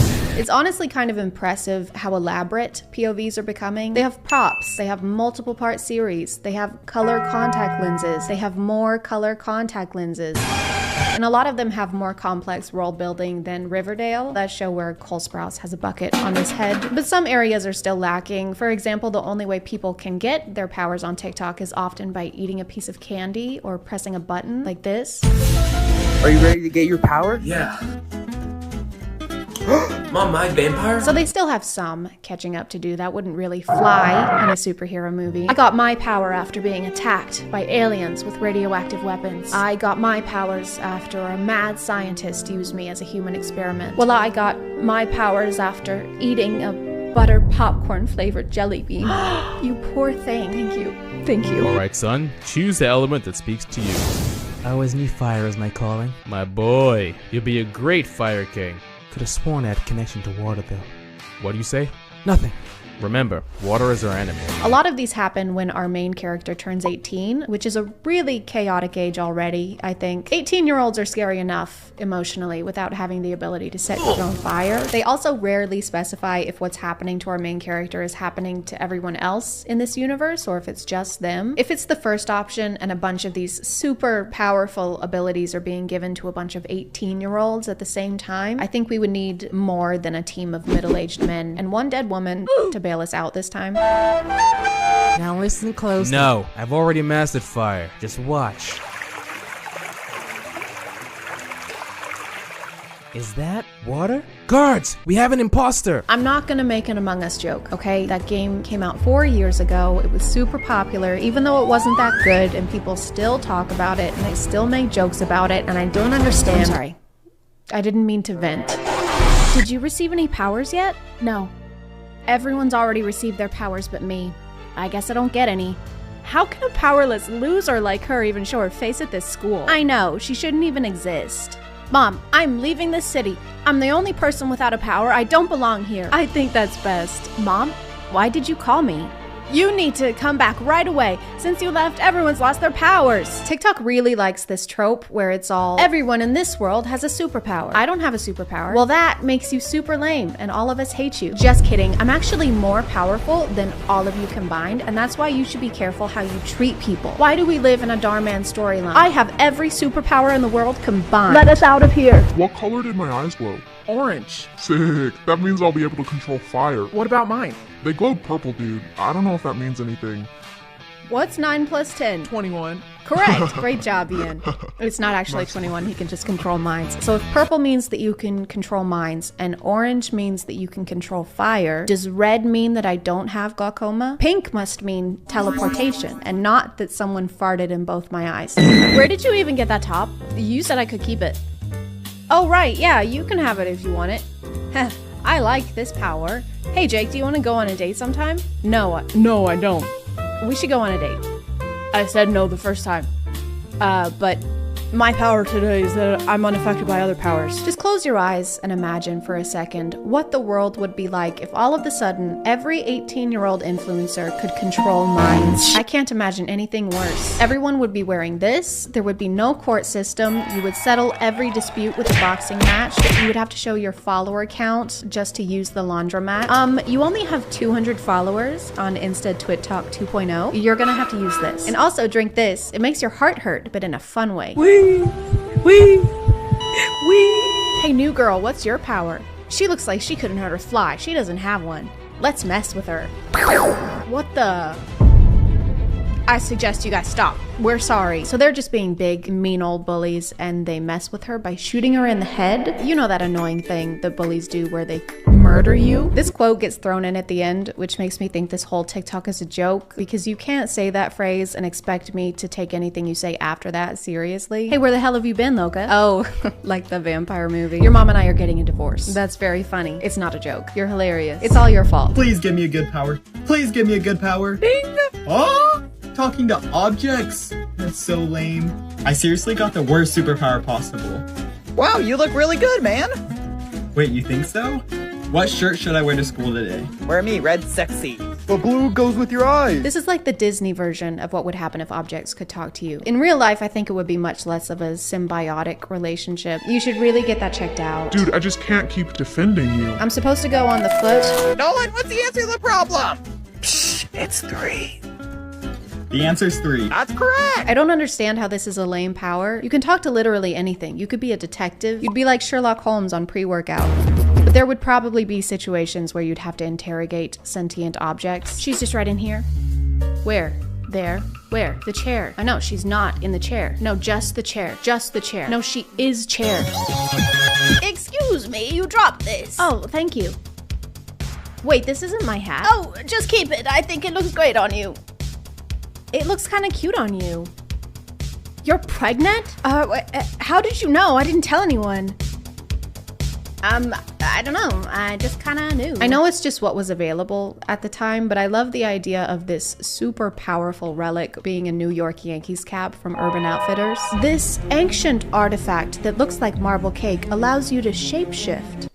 into marble cake. These prehistoric candles that look like give you the power of sticking things up your ass. Hey, what's going on? This little old lady gave me this hat and I think it tells me everyone's biggest secret. Whoa, slow down. What are you talking about? Test it on me so you know if it really works. Okay. I mean, I don't even know what my secret would be. Get out. What? Get the f out of my house. I've never slept with any of my friends' siblings, but if I had, I would probably avoid people with hats. I found this hat that maybe tells me everyone's deepest, darkest secrets. Let's do something crazy and test that out on literally anyone but me. The moral of this story is don't talk to people with hats, unless it's this hat, because then they probably have something revolutionary to tell you. There's another trend under the superpower umbrella with the song Supernova, and you know how TikToks work where they're mouthing the lyrics and it's incorporated into the video. But in this one, they're asking where their soulmate is. Bama, are you sure? Positive. Okay, well, which part? I don't know. What do they look like? Beats me. But what's their name? It's your best friend's brother. I knew it. Boys, here's the water squad. Burn, boys, why you on our land? What? This is mutual ground? It was mutual ground, but now it's ours. I'm not sure you want this. Smoke? Oh, is it gonna burn us? We don't want that smoke. I don't remember this scene from West Side Story. Water is always the enemy of fire in these, but realistically, fire couldn't beat water. Water cancels out fire because they're opposites. Like the Ace family and not scamming people. Like David Dobrik and not giving people head injuries. Like Chris Rock and not keeping my wife's name out of his mouth. A lot of these end with some kind of twist so that they can potentially turn into a series, but most of them are like 30 seconds long, so you have to cram a lot of information over a very short period of time to try and reach the main conflict. So it's kind of like watching one of those YouTube videos where the movie speeds up every time a certain word is said. But I think these are great, honestly, because superhero movies are getting too long. Eternals. So these are a great option if you want to watch a superhero movie, but in the time it would usually take you to watch the Marvel intro sequence. Happy birthday, honey. Thanks, Mom. Don't forget to eat your Lexapro so we can find out what your superpower is. Okay. So, what's your power? Constant nausea? Oh my god, that's the rarest power of them all. Really? Attention. All people with constant nausea are extremely dangerous and will be arrested. Oh no. Hey you, with the dry mouth and increased fatigue. How do you know my name? You're under arrest. Oh, I don't think so. Oh my god, what is that? She's so much more powerful than anyone else. I'm gonna call it there, guys. Thank you for subscribing, and if you are still here, thank you so much for watching. I appreciate you clicking on my video out of all the videos that are on here, and I'll see you next time. Okay, bye.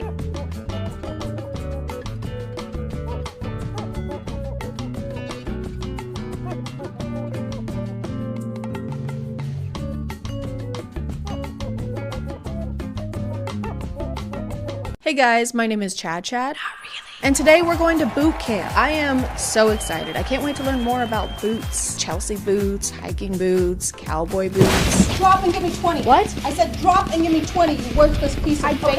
Okay. Nobody likes you. Your mom hates you, your dad hates you, you hate you, I hate you. What does this have to do with leather footwear? Stop. A twinge of cringe. Are you a bad person who does bad things and who wants to stop doing bad things? What if there was a course that helped you level up in life and become the alpha you were always meant to be? Well, fear not, because for the low cost of $18,000 and your physical and mental well-being, there is. Start listening to my commands. The shit's gonna get bad. It's only during the hardest times that men get to see what they're really made of. Do you have any doubt that I'll make you crawl here for hours and hours and hours? This is Project Modern Day Night, and you may have heard about them before. Gunnar made 2 very good videos about it, so you should go watch those. Thank you for letting me copy your idea instead of finding my own video topics. Very cool, very chill, thank you. Project Modern Day Night is a boot camp for men who want to level up, become the 2.0 version of themselves, or flip the switch, as they like to say. As they like to say,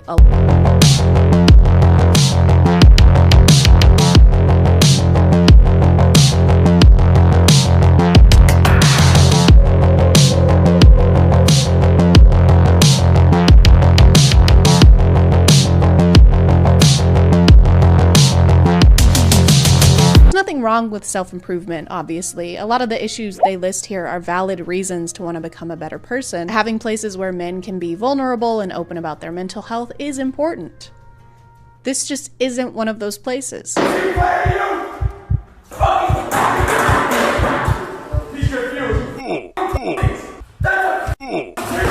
This boot camp helps men reach their full potential by going through an intense 75 hours of physical challenges like crawling through mud, lifting heavy things, not sleeping, and being verbally berated by instructors. Shut up!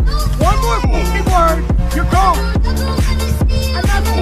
Clearly, their main priority is to harbor an environment that boosts men's confidence. What's your name again? God bless you. Like you sneezed. To have a sense of belonging. Are your eyes crossed? What the f is the matter with you? Are you looking at me right now? No. Yes, sir. But are your eyes crossed? No, sir. You're looking at me right now. Yes, sir. To feel like part of a brotherhood. Don't look at me with your 1,000-yard stare. It ain't gonna f***ing work. This is why f***ing motherfuckers like you go through divorces and your f***ing wives leave you. You gotta be the dumbest f***ers I've ever met. So if you want to see a man in his late 40s get pissed about being looked at, don't look at me, then this is the perfect investment for you. Did you just look at me? Yeah. Don't look at me. I'm shy. We've been over this. I have to look at you to film. That's so just embarrassing. It's your job. I said stop looking at me. Whoa, okay. All right. You know I'm I'm camera shy. But something you don't want to shy away from is today's sponsor. This video is sponsored by Love and Pies. Love and Pies is a free to download mobile game about love and most importantly, pie. Because this is America. The game is easy to play and easy to become a little obsessed with. One time I was supposed to be writing a script and I had to put my phone in another room because I couldn't stop making baked goods. In the game you play as Amelia, who just moved to the countryside to live in her mom's cafe, but it's been burned down and your mom is missing. Who did this? That's messed up. Now it's on us to restore the cafe and redecorate it with the help of our daughter Kate, Uncle Sven, and our friend Joe, who makes terrible puns. We have this whole will they, won't they thing going on, and it's very sweet, just like all the delicious treats we make for the whole town. You can work towards solving the mystery of your mom's disappearance while upgrading your cafe in your own personal style. You get to choose from a variety of furniture and decor options, all while trying to beat your competitor Edwina, who is trying to sabotage your family's business. Or is she? Guess you'll have to play to find out. Click the link in the description to download Love and Pies for free on iOS and Android. Thanks to Love and Pies for sponsoring today, and let's get back to the video. The project's challenges are meant to put you through extreme adversity, so you learn things like how to become a better father, how to control your emotions, and according to their website, how to become financially free. And by financially free, they mean that you are financially free to give them a shit ton of money. Sometimes it's hard to tell what is a challenge and what is the instructors going on a big power trip. They shout no matter where they are, so I think it's the only way they communicate. They do this thing where they watch these guys in pain or exhausted, and then they stand off to the side and smoke a cigar. I don't know what it is about alphas and smoking cigars. I guess they just can't resist putting something long, hard, and hot in their mouth. But sometimes they go to even greater lengths just to really rub in the guys' faces how much less miserable than them they are. Just are so used to being comfortable and being complacent with your life and your family that you're not willing. And that's why you're here. We know why you're here because we did the same thing. We just need you to be better. Hands behind your back, keep growing. If you think that a man who spent $1,400 on a hoverboard has anything to teach you about life, I urge you to reconsider. I'm pretty sure this is the same instructor who constantly berates them for being out of breath. Quarter of a mile, people are, oh my God, oh my God. Are you kidding me? It's not that hot out. Block it out and remember why you came here. Keep up with me or things are gonna get bad real quick. Do you understand? I'm not even breaking a sweat yet. That is so weird. I can't imagine why you're not tired yet. What do you guys mean you're out of breath? I feel great. And I have a rock lodge in my back and I can't stop bleeding. Quit whining. The only whine I want to hear is more rosé hitting these ice cubes. Because room temp makes my stomach hurt. The founder of the Modern Day Night Project, Bedros Keuilian, is a serial entrepreneur according to the About the Author section of his book Man Up, which I'm pretty sure is usually written by the author themselves, which makes it even funnier that it goes on to say, Bedros is known as a hidden genius that entrepreneurs and business experts turn to when they want to scale, boost sales, and increase profits. Yeah, some people say he's like a freaking genius.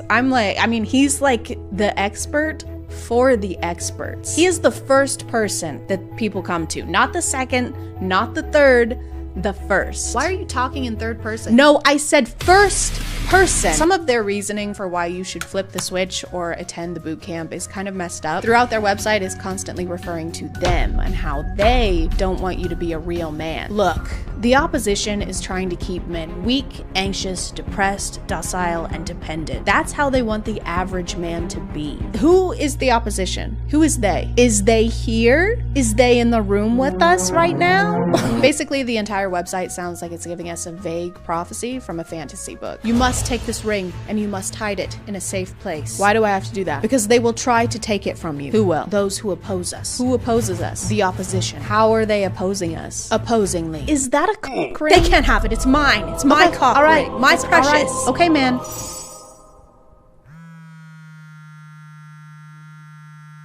Ew, what the fuck? Julian wrote his book Man Up about his self-improvement journey, which began after he was having some mental health issues and started to go to therapy, which is great. That is a huge accomplishment and something to be very proud of. But then he started the program so that other men could suffer like he did, so that they could improve themselves like he did. They would reach out to me and say, hey, Bedros, you should really create some kind of a challenge and experience for us to go through where we could experience that growth. And I was like, man, I don't know how to put you through an experience of suffering. Which completely skips the therapy step of his journey. To be a better human, then you are going to have to suffer. Life actually has plenty of suffering to go around. I don't know if we need to be making more of it. The other day, this guy punched me in the face. Oh my god. Yeah, but then the doctor gave me this sucker. Oh, nice. Yeah, so I need you to punch me in the face. Why? So I can get more suckers. Can't you just skip that and get one from the store? No, this is the only way I can get a sucker. The sucker is a metaphor for...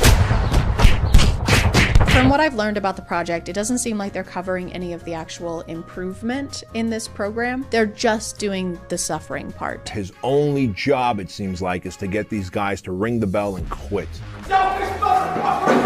All of the instructors are ex-military or ex-cops. Guess how many of them are ex-therapists? I'm gonna take off all your f***ing clothes and I'm gonna drag you up and down this f***ing thing. Go on, guess. Shut the f*** up and be a team player and go to join your team. You say another f***ing word, you're gone. Guess. There's no way the whole front of your shirt is not covered in mud by now. If it is, you're just being a little bit. Guess. 60% you will not be here on Friday. Based on the clips I've seen, if you were to cry in front of any of these instructors, they would, without hesitation, call you a giant pussy. Which just seems like they're trying to solve these issues with the same stuff that caused them in the first place. You see, the reason men struggle with mental health is because society pressures them to be big and strong. And so we're gonna fix that by making them big and strong. And to make matters worse, they have another version of this program for children. The Squire Project is for boys aged 13 to 15 and is to prevent big tech and social media from brainwashing the masculinity out of our boys. So it's like a preventative measure for your son. It's like masculinity Botox. A father and son experience that will be remembered forever. And then there's just this picture of a kid strangling his dad. Hey John, remember that time you murdered our father? Oh yeah, I do remember that. That time that I murdered our dad. Yeah. Yeah, I'll remember that forever. Yeah, me too. Me too. A rite of passage for your son as he becomes a man. The rite of passage is killing your father. You have to get rid of him. This town ain't big enough for the two of you. It's you or him. There can only be one. Why are you crying? Stop crying, you pussy. I forgot to mention that both of these programs require liability insurance. I have no idea why.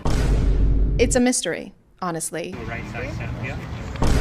Seems kind of unnecessary, really. It's just water, Kowalski. Stop being a little girl. I don't want to show much of the Squire program clips because I find them hard to watch, and I don't know if the kids even agreed to being filmed, but they're doing essentially everything they do with the adults. They're just doing them with their dad. They continue to yell at and verbally berate the children. If you me or ask me one more question on the way down, every one of you are going to crawl from here to the bus. Don't worry, they get the deluxe childhood trauma package. Their website says as a result of this course that your son will stop acting like a child, which is the saddest thing I've ever heard. The ages for this course are 13 through 15. That is very much still a child. Now it's a child that has crawled through a lot more mud and is a lot less likely to speak to you as an adult. I really have no idea why they would list this as a positive thing that happens. Like, what parent wants that? Okay, bye, Bye, Dad. son. Have a good time at camp. Dad? Oh, hey, now we are talking. What happened? Yeah, that's what you get for acting like a little kid all the time. So old. No kid of mine is gonna act like a kid I'm like of mine. 100. I don't feel so good. You were getting on my nerves. Did you really just die right now? That is so childish. I guess posting on every social media imaginable wasn't enough advertising because they also made a documentary about the Modern Day Night Project, which I watched twice. Like and subscribe to say sorry about that to me. Sorry for your loss, Chad.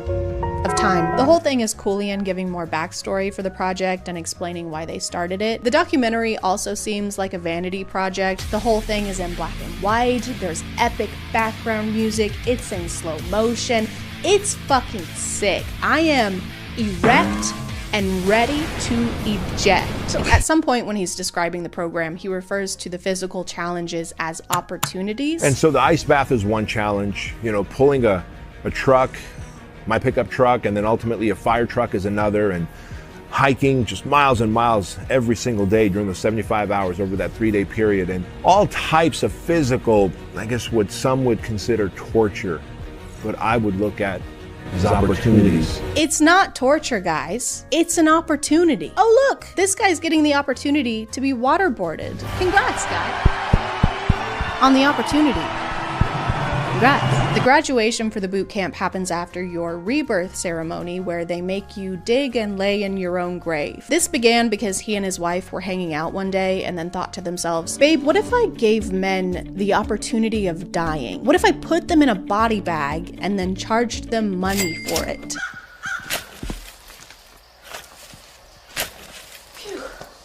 All right, and it's just gonna ask you a question there. So you can just answer that for me. All right. Thank you so much. Have a good one. You too. Hey guys, and welcome back to... Oh, I'm so sorry. So sorry. I didn't realize you. No, you first. Go ahead. Oh no, please. That would be so rude and unladylike. I couldn't possibly. I insist. No, I insist. You go first. No, you. You're too kind. It's only polite. A tween. Just cringe. My name is ChadChad. And today we're gonna become ladylike. So sit up straight. Close your legs. You're not a jar of peanut butter, so stop spreading. Being a lady of refinement is a lot of work. It's not something that just happens. It takes time and dedication. With a great lady comes great responsibility. It is exactly like being Spider-Man. You have to coordinate outfits and have good hand-eye reflexes so you can move gracefully. And then you have to watch your uncle die, and that's probably the worst one, I think. The hardest part, though, is all the people telling you how to be ladylike constantly. When I was growing up, being ladylike seemed less about becoming well-mannered and more about adults having an excuse to yell at you over things that boys could get away with. That's not ladylike was kind of like saying that's not very nice, but only directed towards girls for doing normal kid things. Now, Timothy, what did I tell you about cutting off your sister's hair and then burying her in the backyard? To not do that? Very good. And Rebecca, what did I tell you about getting dirt on your clothes? But it's from him.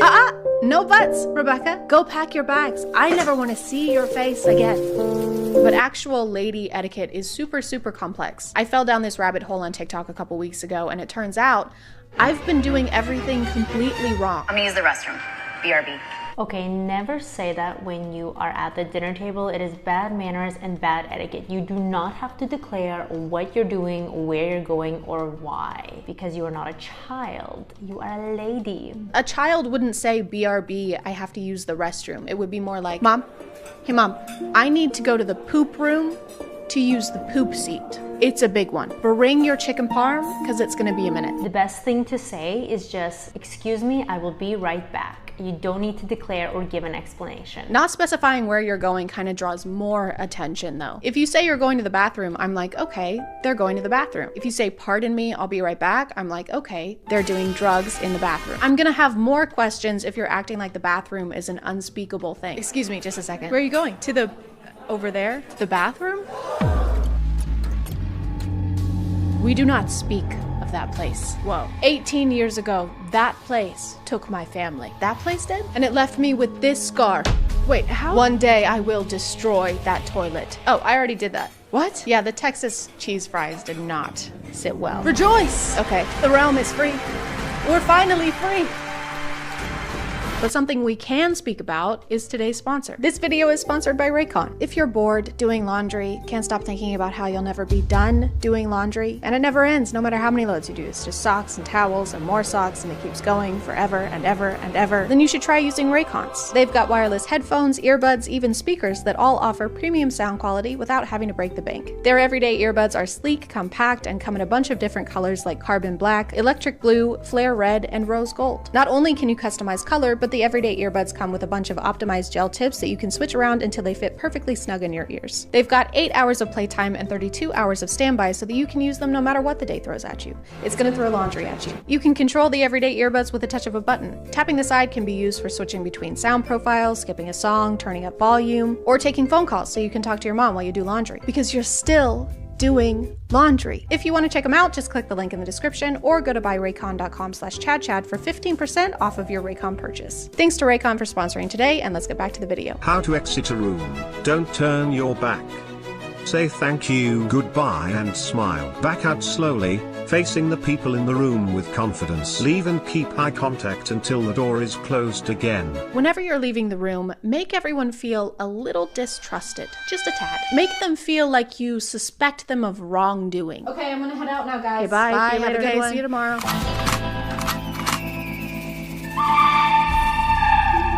Sometimes these videos involve really specific scenarios, like how to pick up your purse from the ground.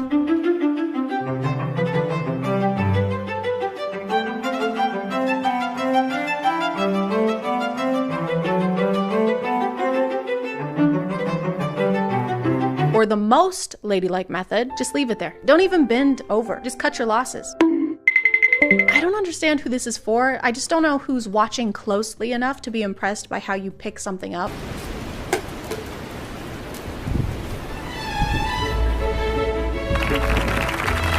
What I mostly don't understand about etiquette is when it extends beyond like the dinner table, because I understand classes where you go and they show you which fork to use or where to put your napkin, but some of these apply even when you're in your own home. 5 things elegant ladies never do at home.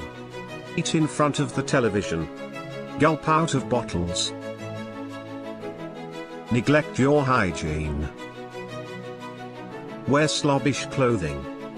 Have a cluttered/untidy environment. So picking your nose and wiping it on the couch is off the table, then? That's a no? Got it. Rules don't apply when you're in your own home, okay? There's no shame there. That's the only place you get to stop the facade, not continue to care about your appearance. I like to come home after a long shift at work and slip into something more comfortable, high heels and a ball gown. Then I reapply my makeup just in time to go to bed and sip water from a decanter. I've seen this rule a couple of times, but they never really give an explanation on why we shouldn't be drinking directly from bottles. My only guess is that we don't look dainty enough while doing it. Nothing could matter less. There's no equivalent of the rule for gentlemen. If there was a TikTok telling men not to drink from bottles, it would be for a completely different reason. I've said it once and I'll say it again. Water bottles? Phallic. So phallic. Drinking water is gay. Don't do it. Oh, you're hydrated? How long have you had a boyfriend? What are you guys, like dating? Yeah, what are you guys, like happy together? Yeah, what? Are you two gonna get married? And what, like love each other till death do you part? That sounds awful. Yeah. I am so thirsty. I've noticed that sometimes there will be situations where being ladylike is more of a priority than basic safety.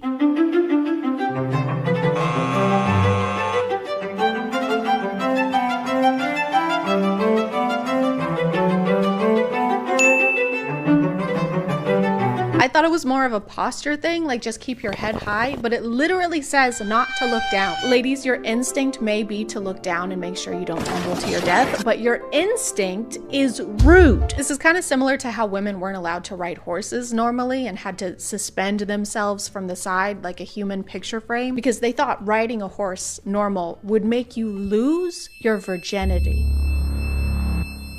Ahem. Sure, you might fall off because you're kind of defying gravity, but at least you won't be a slut. There are just some situations where I think it's okay to throw etiquette to the wind. Like, do we still need to look elegant while we're in the ambulance?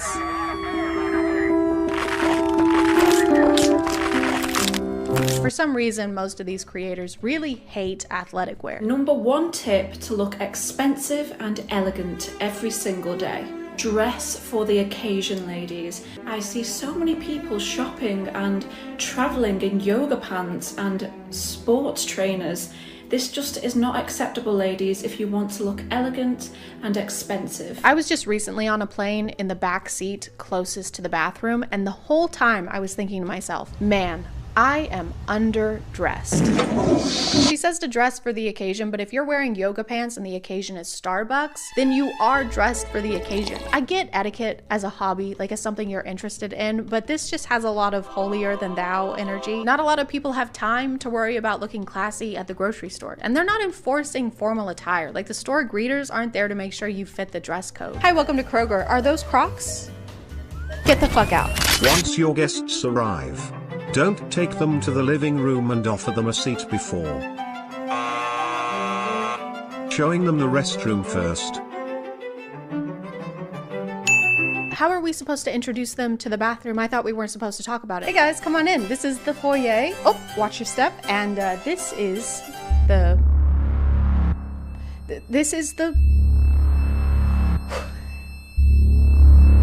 I think it might be a little awkward to show people the bathroom first. I just wait until people need it and then tell them, because otherwise it's like, here's the crapper in case you need it, in case you do. I know you will. So just if you need to take a massive, steaming, wet dump. No? Okay, let's see. You really can't catch a break with this stuff because even your hobbies need to be ladylike. Elegant hobbies. Equestrianism. Art enthusiast. Gardening, ballet classes, archery, skiing, polo, baking. Isn't choosing a hobby based on what other people think of it kind of defeating the whole purpose of having a hobby? It's supposed to be a you thing, not a make other people think I'm fancy thing. So this is my scrapbook. I just like to work on it when I have some me time. Aw, that is so cute. Yeah, I guess. I like to make this when I have some free time. Wow. Yeah, this is way better than your scrapbook. Well, yeah, fuck your scrapbook. Okay, shit on it.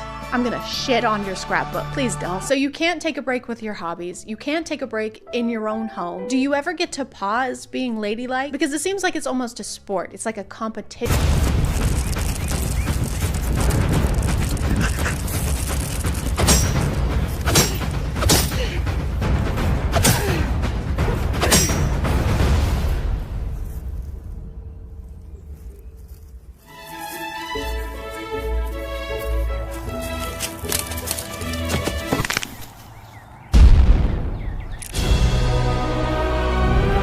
Call it there, guys. Thank you for subscribing, and if you are still here, thank you so much for watching. I appreciate you clicking on my video out of all the videos that are on here, and I'll see you next time. Okay, bye.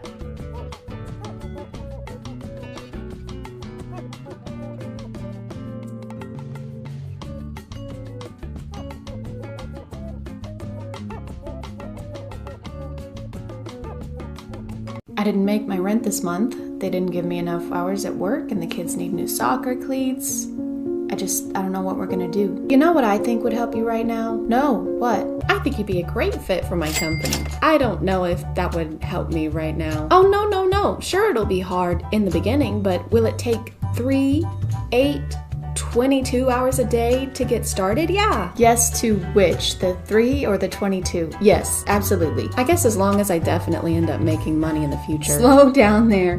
Whoa, yeah, we don't like to use the word definitely around here. Okay, then maybe I'll make money in the long run. Okay, I think I'm gonna pass, but I appreciate the offer anyway. You're a terrible mother. Hey guys, and welcome back to... My name is ChadChad. Not really. And I am officially a YouTuber now. You know why? Because I got a green screen. That was green screen the whole time. I bet you couldn't even tell because of what a great editor I am and how seamless that's gonna look. Hey, it's me editing Chad. I'm sorry. I know the intro for this video is already super long, but we had 100,000 this week, so here's my reaction. Okay, bye. Look, it's still backwards for you. We just got to 100,000 subscribers. Okay, seriously, thank y'all so much. Welcome to all the new Chadlings. I love you guys. Okay, bye again. One of the most fascinating parts of a new social media app coming out is watching the claws of MLMs slowly reach out and wring it by the neck until it's dead.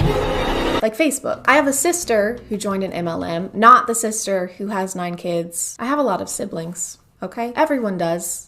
in the Bible Belt. There's nothing else to do here except go to Walmart and actually no, that's it. You just go to Walmart. She joined an MLM that rhymes with ChadChad and became a life coach for them, which apparently meant that she just had to buy $200 worth of shake mixes to secure her slot, you know, so she could work for them. Disclaimer. This is a disclaimer. Yeah. I do not want to make fun of people who join MLMs or have joined MLMs in the past. Most of the time, they're just people who are having a rough go of it financially. In the current climate, there's a lot of that going on. So please don't make fun of people who see this stuff and join or attempted to join. Do make fun of the ones who see that hardship and decide to capitalize on it for their own monetary gain. Stop scrolling right now. Just give me 10 seconds. I'm going to change your life. How would y'all like to consistently make $5,000 to $10,000 a week? No. It's 100% legal and it's not a scam.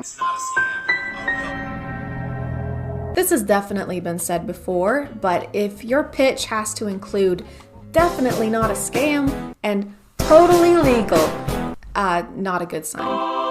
Hey, I'm here for the job interview at this company that is hiring. Hi, nice to meet you. Thank you for coming into our very real company. That's a strange thing to say, but here is my resume. Here at our very real company, we believe in our business model, which is not a scam, by the way, and is completely legal. Right, so you said on the phone. 5 times. Good. I can't stress enough how legal what we do here is. Hey, boss. Hi, Steve. Yeah, I'm just in the middle of an interview right now. Yeah, sorry. Thank you, Steve. Sorry. It's a great place to work. You can go now, Steve. I love it. Go now, Steve. How many hours did you work yesterday? I worked 7.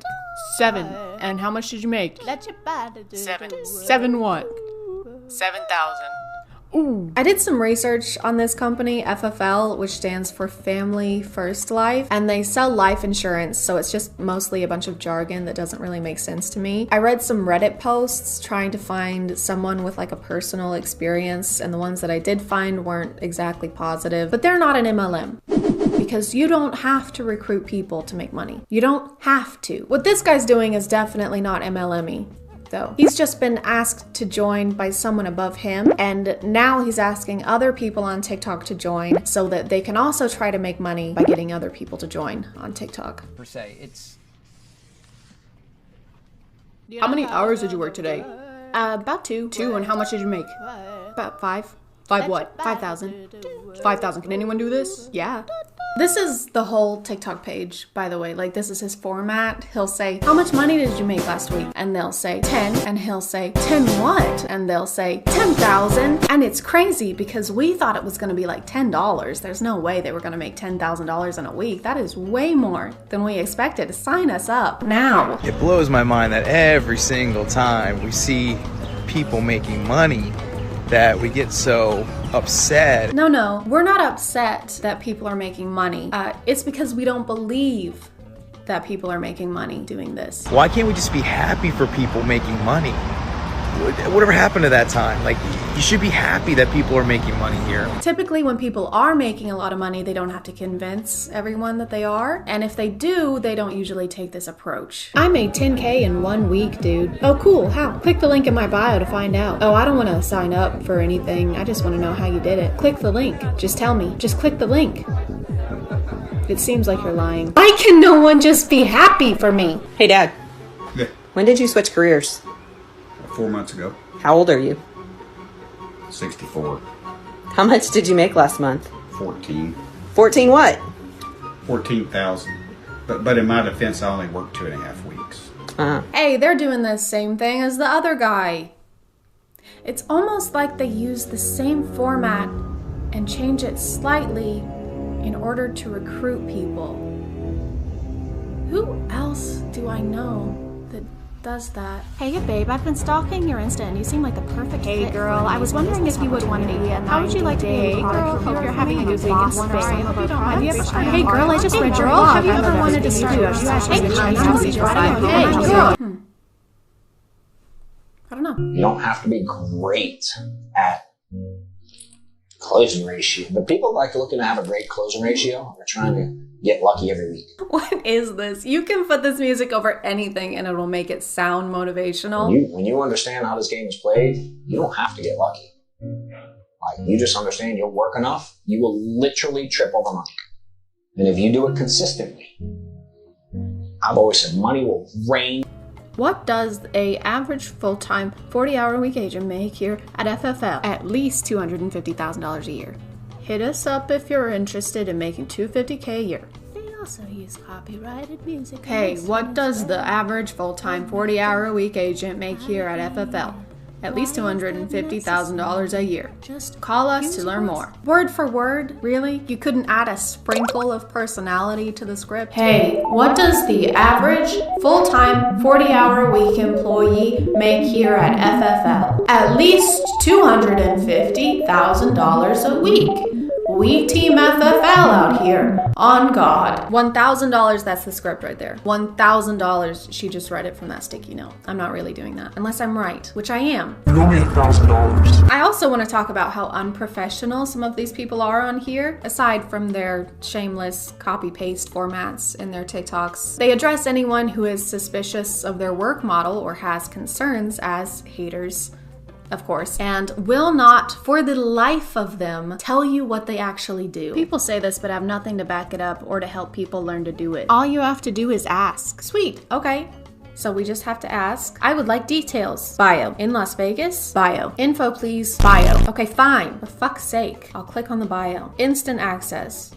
Instant no, I'm not giving you my phone number. My own mother doesn't have my phone number. That's a joke, by the way. I talk to my mom every day. I want to do this, but is it just scamming people? No, just no. No, no more details, no assurances, just no.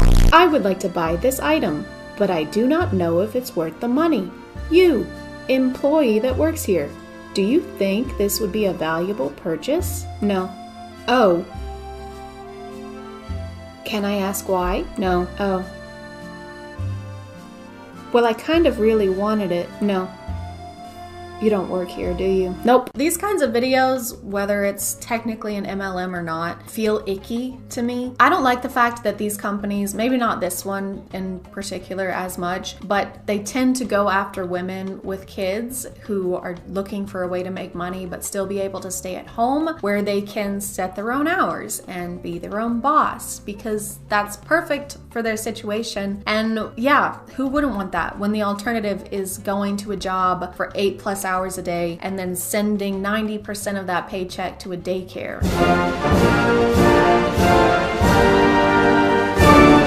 They talk about how they pay for you to get your license, or they give you free training so you can get your license, but then you pay them for leads. Leads like people to call to try and sell insurance to. This says it's $15 to $25 for each lead, and the minimum order is $20. So that's $300 to $500 that you're spending on leads, and just because you get the leads doesn't mean they'll turn into closing a contract. They can go nowhere. So then you'll have to buy more leads. I saw something that says you don't have to buy leads from them, you can get it somewhere else. But then what do you need this company for? Why do we need your company? What is the point of you? Oh, sorry. It's for the amazing TikTok scripts in the mass emails that they send to recruit people, even though you don't have to recruit people to make money. If you click on the link in my bio, you can make $250,000 at least in your first year. I made 20 last week. 20 what? 20,000. Feel free to correct me on anything I might have gotten wrong in this video. I do post once a week, so sometimes stuff can slip through the cracks while I'm researching, but I'm gonna call it there. Thank you for subscribing, and if you are still here, thank you so much for watching. I appreciate you clicking on my video out of all the videos that are on here, and I'll see you next time. Okay, bye.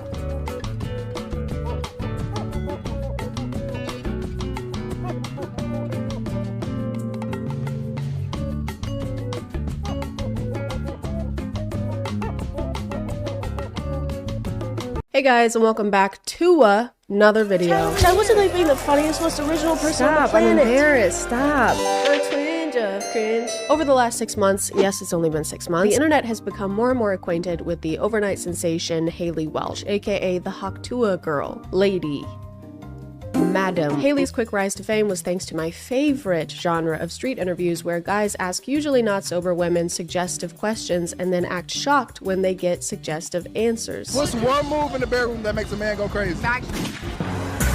But thanks to that interview, Haley has been able to find many ways of turning her fame into profit. According to this Rolling Stone article, Haley's first merch drop made over $65,000. I don't know what the rest of the article says because they want my email address and I'm not gonna do that.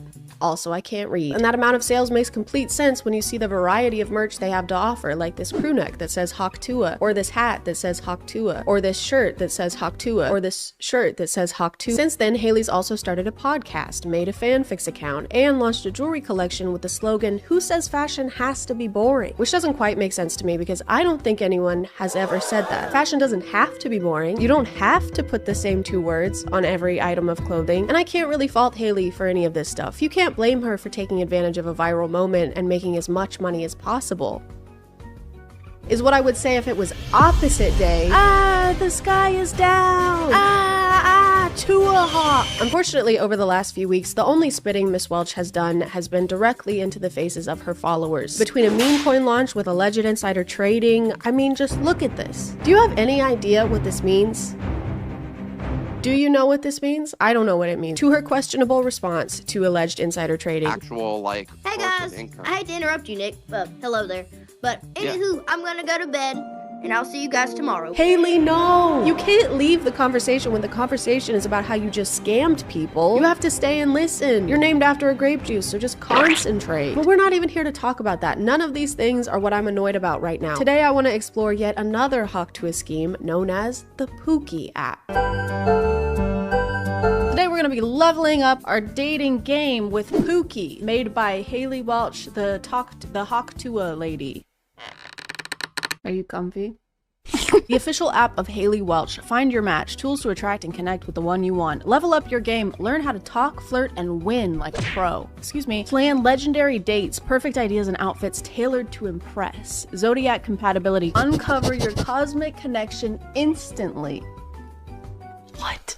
The app's description says, Gen Z's relationship guru Haley Welch launches Pookie Tools, all her newest cheat codes for a smarter, more enjoyable dating experience. I tried to find out what qualifies Haley to be a relationship guru and found out that the app name is in reference to her boyfriend, Pookie, who she's talked about since the beginning. Leave a message to your last body. I love you, Pookie, forever! But they seem to be in a kind of situationship thing. That is until about 10 weeks ago when Haley and Pookie finally made things official. Pookie's your man? Pookie's officially my man, first off. And if there's one thing she's learned in those 10 weeks of dating, it's everything there is to know about dating ever. Even though Haley claimed this app was the easiest way for us to find our forever Pookie, it isn't a dating app or anything that helps you directly connect with people. You have to already be using dating apps and chatting with people because a lot of the features rely on that. So you have to already be doing all of the things that this app is supposed to help you do. It's kind of like downloading an app that gives you advice on how to download an app. Pookie Tools is designed to help at every step of your relationship. Pookie's AI tools assist you in making connections, enhancing profiles, and planning dates confidently. I like that the description claims that these are Haley's cheat codes for dating, then in the next sentence reveals that all the tools are AI. She's not doing anything. She can't take credit for AI-generated responses. She's not the one giving the cheat codes. Hey kid, you want some advice? Sure, yeah. Well, fucking go ask that guy over there, then. The app was free to download, but now that I'm actually here, we can either subscribe weekly for $4.99, or we can get the annual subscription, which is only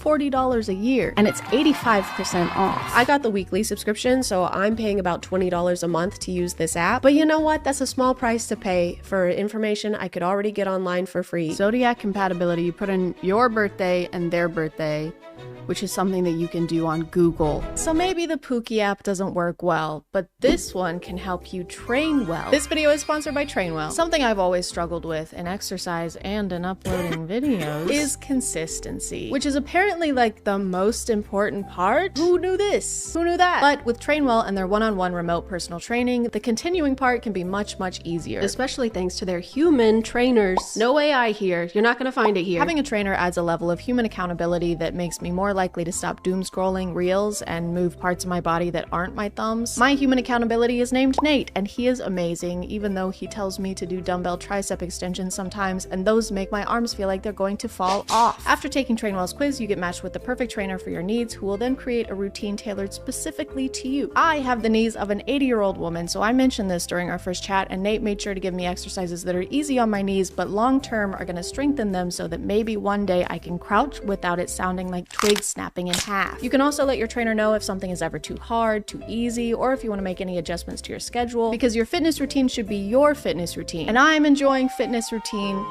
into my life. So take the quiz to find your perfect trainer and get 14 days of free training by clicking the link below. Thank you to TrainWell for sponsoring, and let's get back to the video. After browsing the features, it became very clear that the Pookie app aims to create long-lasting relationships based on genuine connection and non-superficial factors, like there's a height detector and bald predictor. What is this? And also this one called Wealth Detective that helps you find out if your date is rich by asking hard-hitting questions like, well, does it seem like they are? Do they have any particular interests or collections that might indicate a level of affluence? You mean, do they do things that rich people do? Not necessarily. I'm asking if they have any specific interests or collections such as art, antiques, or rare items that might suggest they have the means to acquire such things. So like, if they have a bunch of expensive cars. Yes, exactly. Collections of expensive or rare items can sometimes indicate wealth. Oh, I get it. So if they have expensive things, that means they must have had the money to buy those expensive things. Precisely. Collections or interests in expensive or rare items can be a subtle indicator of wealth. Thank you, detective. You're welcome. Case closed.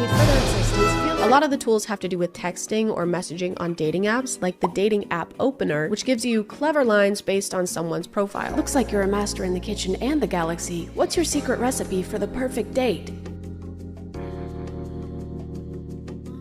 Basically, every tool is information that can be found somewhere else, like IRL pickup lines, find my love language, how to talk to girls. The only way this app is somewhat relevant to Haley is thanks to them having Hawktua themed versions of the same tools they already have in the app. For example, there's a tool called Text Responder that'll help you draft text to your potential date, and there's a tool called Textua, which does the exact same thing, but Haley's picture is on that one. There's this one called First-Tua. Come on, guys, what does that even mean? Did you guys give up on trying to make these names make sense? You can't just add Tua everything. There's a dating coach tool that introduced itself to me as the world's best dating coach. 24/7 dating advice dating coach. Ask me anything.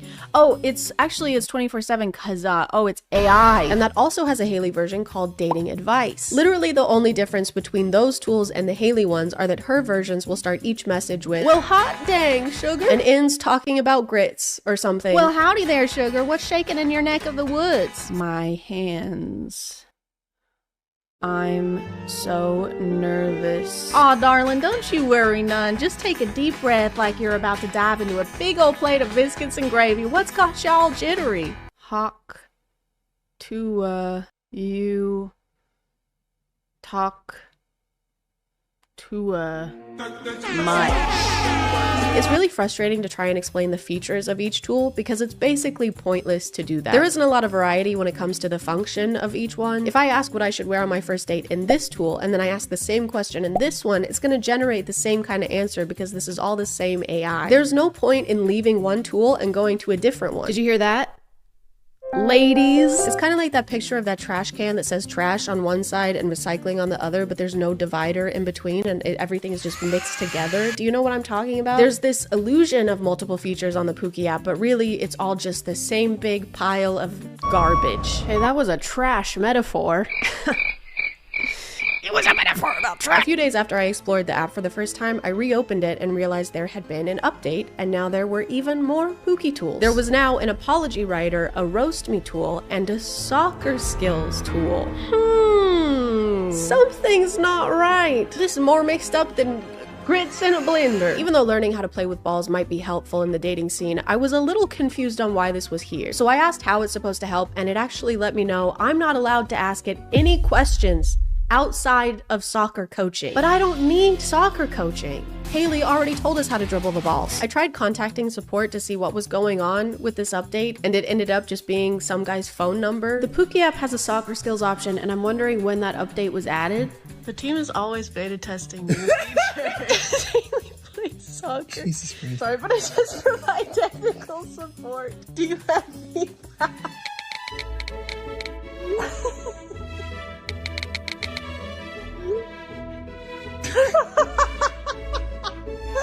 I still couldn't let go of the fact that this random tool was on here, so I did a little digging and found out that the developer of the Pookie app also developed this app called Ultimate AI. Maybe this app had a soccer skills tool and it somehow accidentally ended up on the Pookie app. I'm sure there's a reasonable explanation for why my Pookie app made by the Haktua girl is not giving me enough Skibbity Sigma rings. So I downloaded and paid for the Ultimate AI app, and it did have the soccer skills tool, as well as literally every tool from the Pookie app. This app is literally that app, but for less money and with less Haley. So I guess when they said that these were Haley's cheat codes, what they meant was they just cheated the code from somewhere else. I just wanted to explain this because I feel like I didn't do it enough, but they didn't steal the app. They're not stealing anything from someone else. It's the same developer. So basically they just took